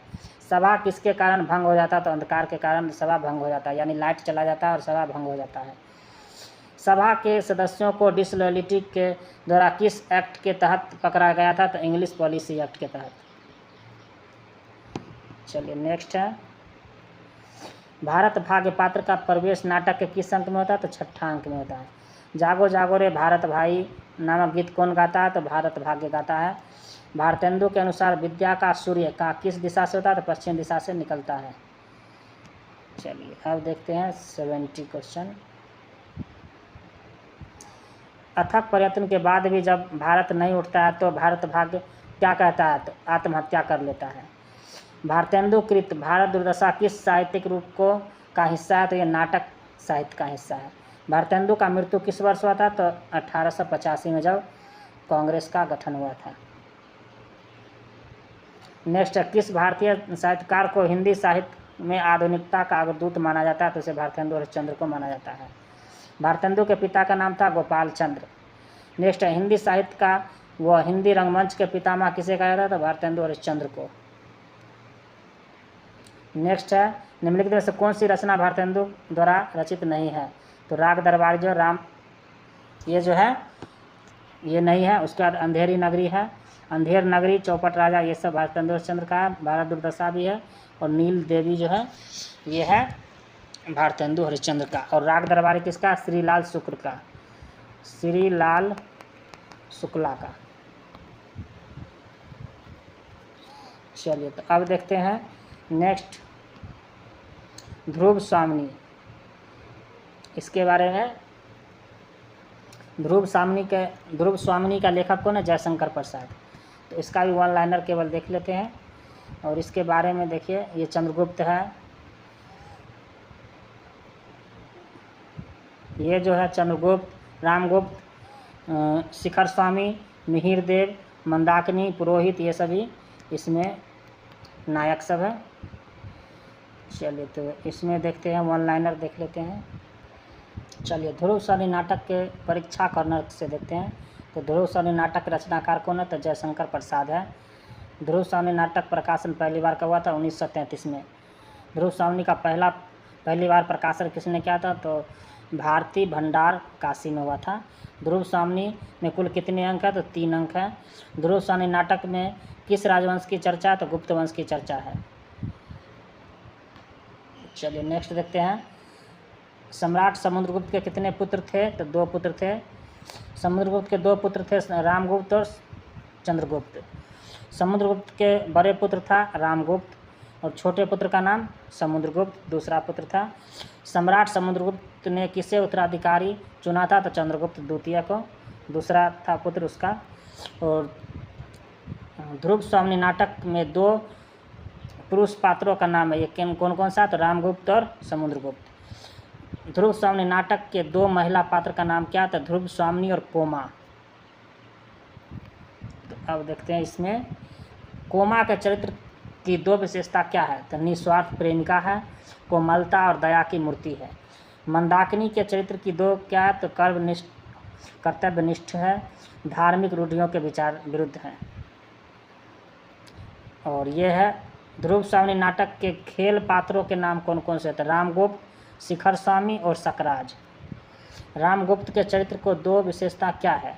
तो रामगुप्त क्या था? तो निर्बल था, कायर था और सत्ता लोलुप था, सत्ता का प्रेमी था। रामगुप्त को स्लीब यानी नपुंसक की संज्ञा किसने किया था? तो ध्रुव स्वामिनी ने किया था कि तुम नपुंसक हो। चलिए नेक्स्ट है, शिखर स्वामी के चरित्र की 2 विशेषताएं क्या है? तो कूटनीतिज्ञ और स्वार्थी था। शिखर स्वामी क्या था? तो कूटनीतिज्ञ और स्वार्थी था। सकराज के चरित्र की व्याख्या करेंगे तो इसमें क्या है? अभिमानी था और विलासी था सकराज। और ध्रुव स्वामिनी नाटक की नायिका किसे माना जाता है? तो ध्रुव स्वामिनी को। ध्रुव स्वामिनी के चरित्र की 2 विशेषता क्या है? तो बहुत सुंदर है और द्वंद्वग्रस्त प्रेमिका है, अपूर्व सुंदर है।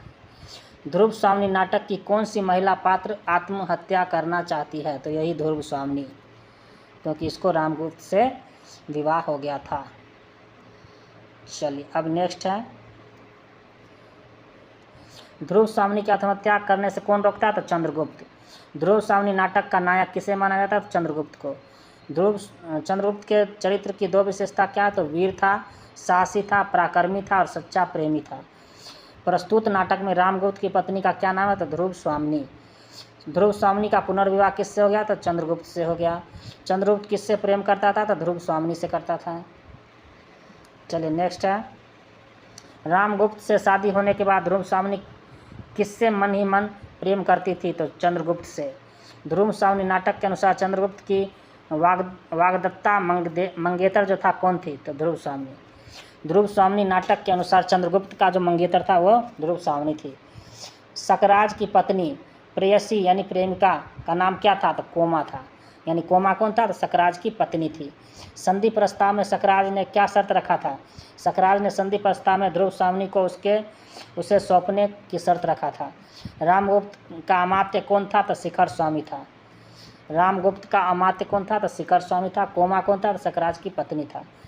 ध्रुव स्वामिनी नाटक में नीति शास्त्र का बृहस्पति किसे कहा जाता है? तो ध्रुव स्वामिनी नाटक में जो नीति शास्त्र का बृहस्पति किसको कहा जाता था? तो शिखर स्वामी को। शिखर स्वामी को नीति शास्त्र का बृहस्पति किसने घोषित किया था? तो रामगुप्त ने किया था। सकराज का धर्माचार्य या गुरु का नाम क्या था? तो मिहिर देव। सकराज का धर्माचार्य या गुरु कौन था? तो मिहिर देव था।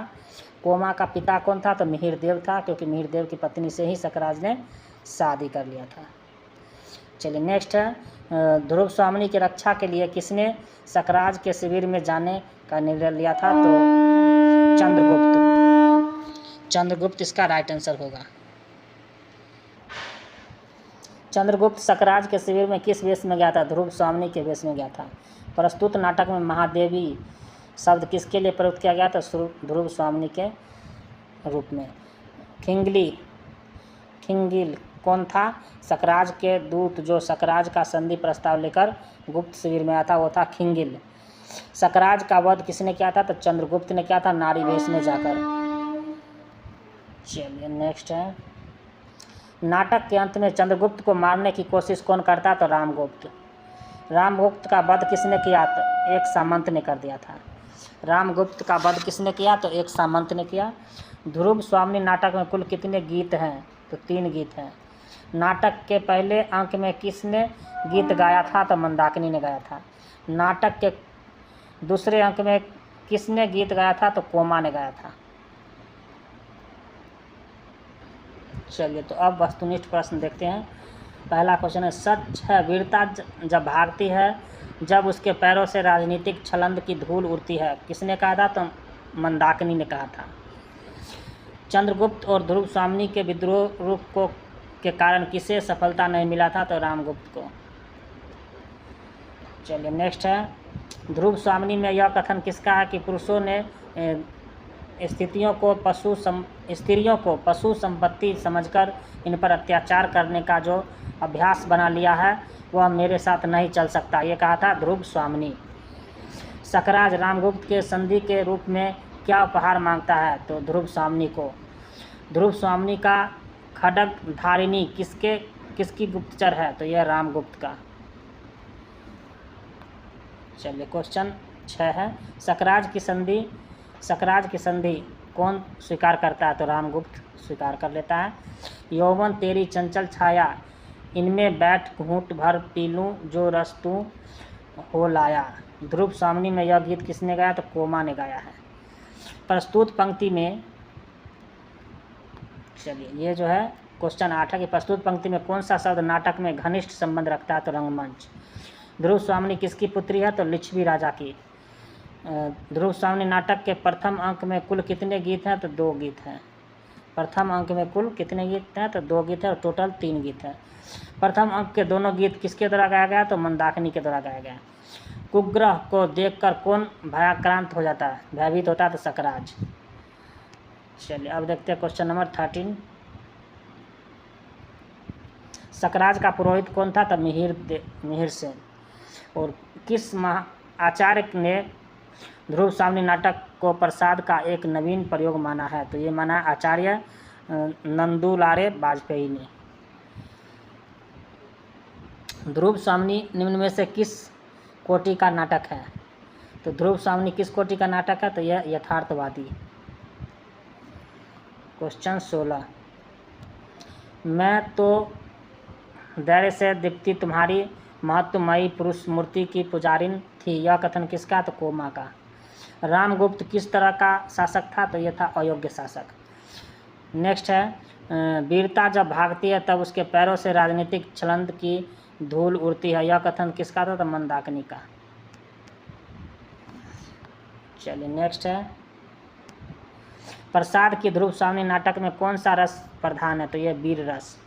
जयशंकर प्रसाद का प्रथम नाटक कौन सा था? तो राजश्री। इनमें से कौन सा नाटक जयशंकर प्रसाद द्वारा रचित है? तो अजातशत्रु जो जयशंकर प्रसाद द्वारा रचित है। चलिए नेक्स्ट क्वेश्चन देखते हैं। ध्रुव स्वामिनी नाटक में कुल कितने गीत हैं? तो 4 गीत हैं। ध्रुव स्वामिनी नाटक किसके कथन से प्रारंभ होता है? तो ध्रुव स्वामिनी से। ध्रुव स्वामिनी नाटक का अस्थायी भाव क्या है? तो उत्साह है। नेक्स्ट है, ध्रुव स्वामिनी नाटक का नायक कौन है? तो चंद्रगुप्त है। कोमा को किस पात्र ने धूमकेतु को दिखाकर भयानक अमंगल की सूचना दिया था? तो मिहिर सेन ने किया था। चलिए नेक्स्ट है 27। इनमें से किस नाटक सम्राट के नाम से किसे जाना जाता है? इनमें से किसे नाटक सम्राट के नाम से जाना जाता है? जयशंकर प्रसाद को नाटक सम्राट। चंद्रगुप्त जो है चंद्रगुप्त जो है जयशंकर प्रसाद की कैसी विद्या है? तो नाटक है। ध्रुव स्वामी नाटक में कुल कितने अंक है? तो 3 अंक है, 4 गीत हैं। चलिए नेक्स्ट है ध्रुव स्वामी नाटक की आधार कृति क्या? तो देवी चंद्रगुप्त।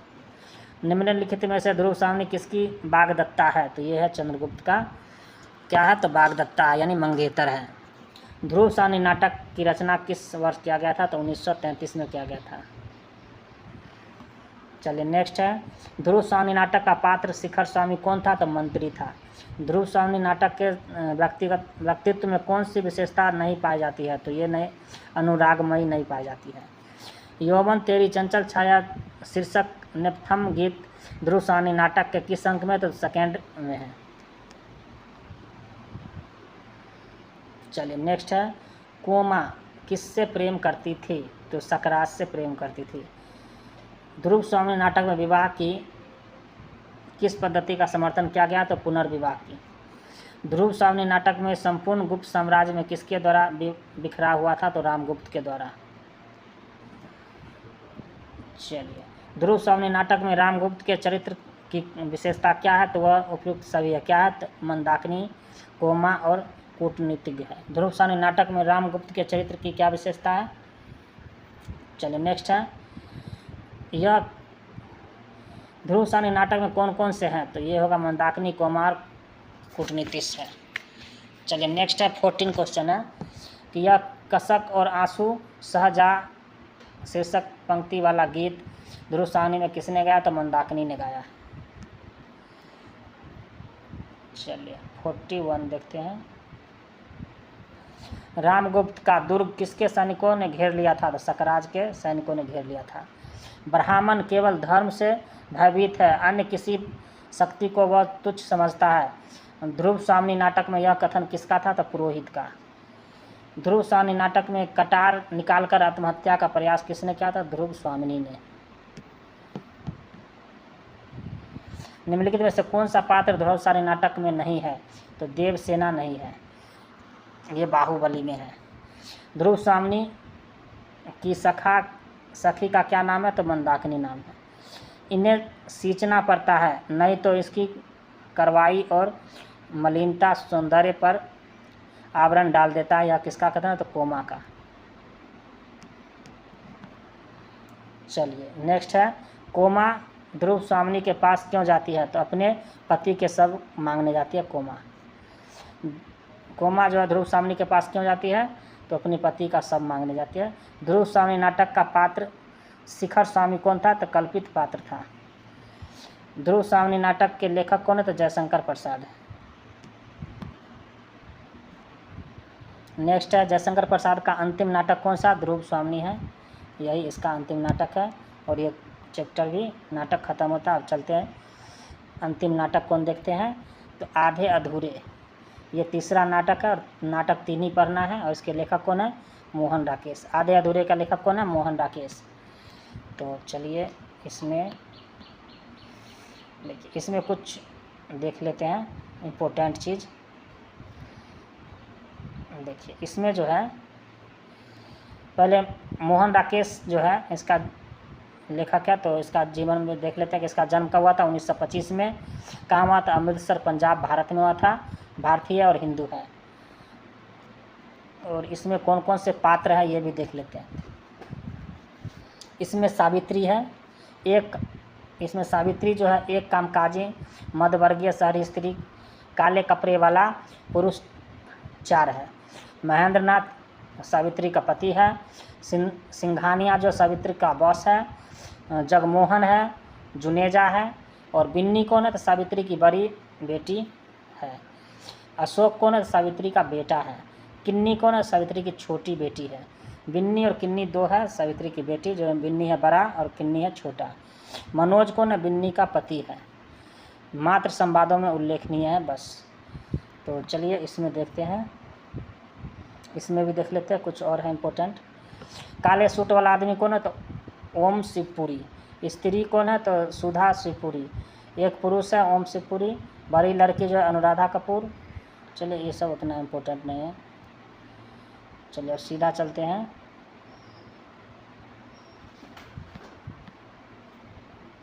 इसमें ये इम्पोर्टेंट है, ये थोड़ा देख लेते हैं, नाटक के पात्र क्या है। काले सूट वाला आदमी जो है, जो कि पुरुष है, और पुरुष जो कि पुरुष 1, पुरुष 2, पुरुष 3 तथा पुरुष 4 की भूमिकाओं में भी है। उम्र लगभग 49-50 साल का, चेहरे की शिष्टता में एक व्यंग है। और पुरुष 1 में महेंद्र नाथ है। पुरुष 1 के रूप में वेशांतर पतलून कमीज, जिंदगी में अपनी लड़ाई हार चुकने की छटपटी लगी हुई है। अब पुरुष 2 क्या है तो सिंघानिया है। पुरुष 2 कौन सा है तो सिंघानिया है, सावित्री का बॉस भी है, चीफ कमिश्नर भी है। पुरुष 2 के रूप में जो है पतलून और बंद गले की कोट, अपने अपने संतुष्ट फिर भी अशांति। और पुरुष 3 कौन सा है तो जगमोहना है भाई। तो जगमोहन कौन सा है, पुरुष 3 है, सावित्री का प्रेमी है, और पतलून टी शर्ट पहने हुए, हाथ में सिगरेट का डब्बा भी रखा हुआ है, सिगरेट पी रहा है, और अपनी सुविधा के लिए जीने का दर्शन पूरे हाव भाव से। पुरुष 4 कौन सा है तो जुनेजा है।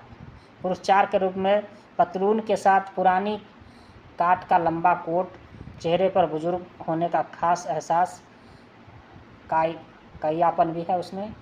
और लड़का कौन सा अशोक है, उम्र 21 साल का है, आसपास है पतलून के अंदर दबी भड़कीली बुशर्ट, धुल धुल कर घिसा हुआ, चेहरे से यहाँ तक कि हंसी भी नहीं है झलकती खास तरह की करवाहट। मनोज कौन सा है तो बड़ी लड़की का हमदर्द है, जिसके साथ वह भाग जाती है और वो शादी भी कर लेती है, मनोज। सावित्री कौन है तो सावित्री जो है उम्र 40 का है, छोटी चेहरे, मतलब 40 साल का छोटी चेहरा, यौवन की चमक और चाह फिर भी शेष, ब्लाउज और साड़ी साधारण होते हुए भी सुरुचिपूर्ण, दूसरी साड़ी विशेष अवसर की। बड़ी लड़की बिन्नी है, उम्र 20 साल का है, 20 से ज़्यादा नहीं है, भाव में परिस्थितियों से संघर्ष का अवसाद और उतावलापन भी है, कभी कभी उम्र से बढ़कर बड़प्पन भी करता है। साड़ी में माँ से साधारण है, पूरे व्यक्तित्व में एक बिखराव है। छोटी लड़की को ना बिन्नी है, उम्र कितना है 12-13 साल के बीच का है, और स्वर बीच में भाव, स्वर, चाल, ये सभी हर चीज़ में विद्रोह, फ्रॉक चुस्त फ्रॉक पहने हुए है, पर एक मोजे में सुराख भी है, छेद भी हो गया है। तो ये सभी इसके पात्र हैं। चलिए अब देखते हैं इसका सीधा, चलिए परीक्षा कॉर्नर देखते हैं। तो आधे अधूरे नाटक के रचनाकार कौन है तो मोहन राकेश। मोहन राकेश का मूल नाम क्या था तो मदन गोपाल राकेश। मोहन राकेश का जन्म कब और कहाँ हुआ था तो 1925 में अमृतसर में हुआ था। मोहन राकेश का मृत्यु हुआ था 1972 में दिल्ली में। नाटक आधे अधूरे का पहला मंथन कहाँ किया गया था तो दिल्ली में। चलिए नेक्स्ट पॉइंट है, नाटक जो आधे अधूरे के पहले मंथन किसके निर्देश में था तो ओम शिवपुरी के। आधे अधूरे नाटक में कुल कितने अंक हैं तो 4 अंक हैं। आधे अधूरे नाटक में मुख्य पात्रों की संख्या कितनी है तो 8 है। आधे अधूरे नाटक में की शुरुआत में किस पात्र की पटिया होती है तो काले सूट वाले आदमी की। मोहन राकेश कृत आधे अधूरे नाटक में काले सूट वाले आदमी क्या पीता है तो सिगार पीता है। चलिए नेक्स्ट है, आधे अधूरे में पुरुष 1 पात्र कौन है तो महेंद्र नाथ है। महेंद्र नाथ की पत्नी का नाम क्या था सावित्री है। महेंद्र नाथ के लड़के का नाम क्या था तो अशोक था। महेंद्र नाथ के कुल कितने संतान थे 3 थे, 2 पुत्रियां और 1 पुत्र। नाटक आधे अधूरे में छोटी लड़की का नाम किन्नी था और बड़ी लड़की का नाम बिन्नी था। स्त्री में किसे अपने स्त्री लड़के की सिफारिश के लिए घर बुलाया था तो सिंघानिया को बुलाया था। और स्त्री सावित्री के पुत्र कौन था, बड़े पुत्र महेंद्र था। चलिए देखते हैं, सावित्री के बॉस का नाम क्या था तो महेंद्र था, उसको घर पे बुलाया था। नाटक आधे अधूरे में पुरुष का एक पहनावा क्या था तो पतलून और कमीज था। पुरुष 1 का पहनावा क्या था तो पतलून और कमीज था। नाटक आधे अधूरे में पुरुष 2 का पहनावा क्या था? पतलून और बंद गले का कोट। आधे अधूरे में पुरुष 3 का पहनावा क्या था? पतलून और टी शर्ट।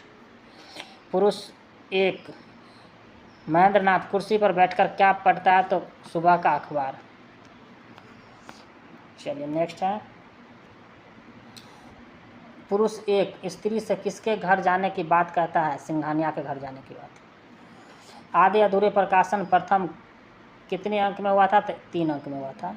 स्त्री नफरत मदद तो उतना नुकसान तो न तो होता जितना इसके मदद करने से होता है। स्त्री बोलता है न करता मदद तो चलिए ये देखते हैं। स्त्री बोलती है न करता मदद तो उतना नुकसान तो न होता जितना उसके मदद करने से हुआ है। महेंद्रनाथ से यह बात स्त्री किसके संदर्भ में करता? तो सिंघानिया के संदर्भ में।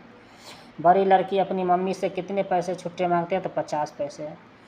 पुरुष 1 ने कितने पैसे की अखबार खरीदा था? तो 5 पैसे की। महेंद्र की बड़ी लड़की किसके साथ भागी थी? तो मनोज के साथ। बच्चे महेंद्र नाथ को क्या कहकर पुकारता था? तो ये डैडी।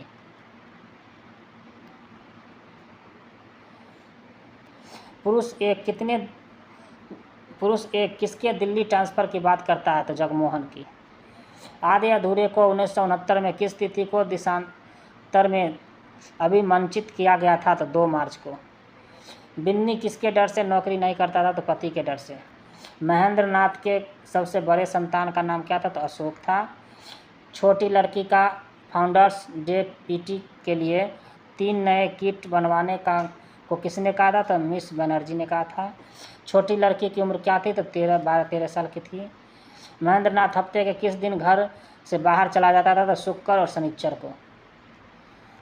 चलिए नेक्स्ट है, सिंघानिया की तनख्वाह कितनी थी? तो 5000। स्त्री ने अपने लड़के अशोक को कहाँ नौकरी दिलाई थी? तो एयर फ्रीज में। आधे अधूरे में निहित नहीं है कौन सा? तो स्त्री के स्वायत्तता का समर्थन। अशोक पैड पर किसके चित्र बनाते हैं? तो बिन्नी का। आधे अधूरे में समानता मुक्ता स्थापित है किसका? तो सभी पुरुष और स्त्रियों का, पुरुष पात्रों का। किन्नी किसे घर की बातें बता रही थी कि अशोक ने पकड़ लिया? तो सरोजा को।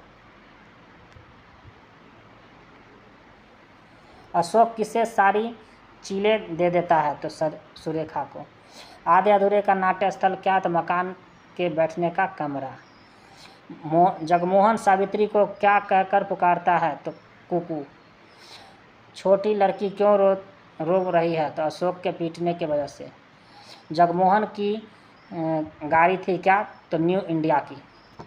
आधे अधूरे नाटक के मध्य वर्गीय पारिवारिक उद्देश्य विशेषतः प्रस्तुत है क्या? तो आधुनिक परिवार का। चलिए नेक्स्ट, महेंद्रनाथ को किसका दौरा पड़ता? तो दिल का दौरा पड़ जाता है। जुनेजा महेंद्रनाथ की इस हालात का जिम्मेदार किसे मानता? तो सावित्री को। आधे अधूरे प्रयुक्त शैली नहीं है कौन सा? तो आलोचनात्मक शैली नहीं है। चलिए अब इसका ऑब्जेक्टिव देख लेते हैं। आधे अधूरे नाटक किसकी रचना? तो मोहन राकेश का। मोहन राकेश का मूल नाम क्या है? तो मदन गोपाल राकेश। मोहन राकेश का जन्म कहाँ हुआ था? 1925 में अमृतसर में। चलिए नेक्स्ट, मोहन राकेश का मृत्यु कब और कहाँ हुआ था? 1972 में दिल्ली में हुआ था। नाटक आधे अधूरे का पहला मंथन कहाँ किया गया था? तो दिल्ली में किया गया था। नाटक जो आधे अधूरे के पहले मंथन के निर्देशक कौन थे? तो ओम शिवपुरी था।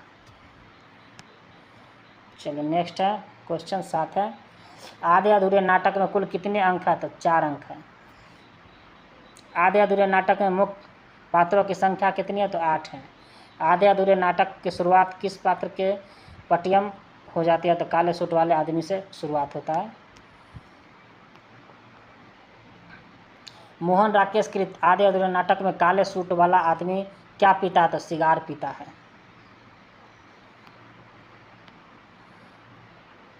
चलिए नेक्स्ट है, आधे अधूरे में एक पुरुष एक जो पात्र का क्या नाम है? तो महेंद्रनाथ। महेंद्रनाथ की पत्नी क्या नाम था? सावित्री। अब महेंद्रनाथ के लड़के का क्या नाम था? तो महेंद्रनाथ के लड़के का क्या नाम था? तो अशोक। महेंद्रनाथ के कुल कितनी संतान थे? तो 3, 2 पुत्री और 1 पुत्र। आधे अधूरे नाटक के छोटी लड़के क्या नाम था? तो किन्नी। बड़ी लड़की का नाम बिन्नी। चलिए नेक्स्ट है, स्त्री सावित्री ने किसे अपने लड़के की सिफारिश के लिए घर बुलाया था? तो ये बुलाया था सिंघानिया को। सावित्री के बॉस का क्या नाम था? तो महेंद्र नाथ।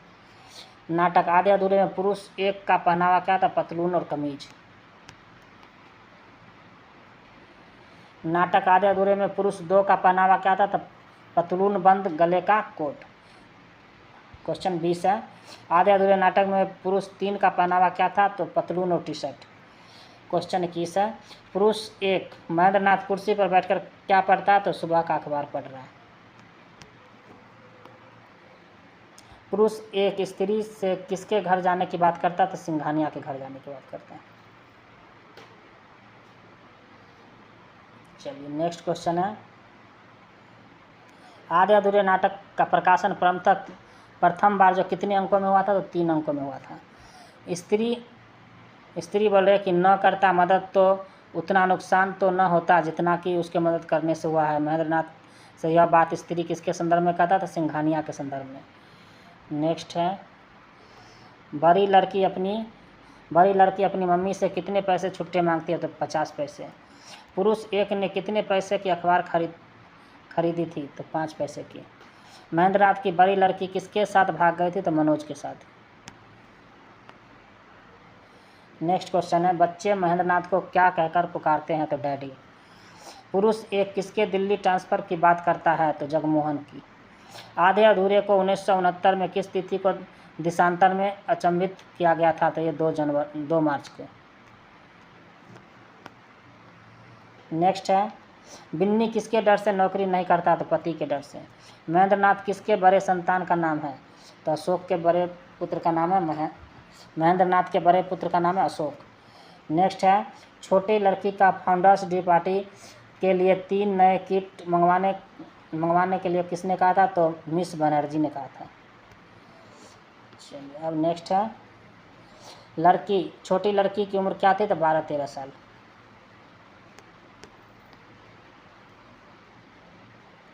महेंद्र नाथ हफ्ते के किस दिन घर से बाहर चला जाता था? तो शुक्र और शनिचर को। सिंघानिया की तनख्वाह कितनी थी? तो 5,000 रुपया था। स्त्री ने अपने लड़के अशोक को कहाँ नौकरी दिलवाया था? तो एयर फ्रीज में।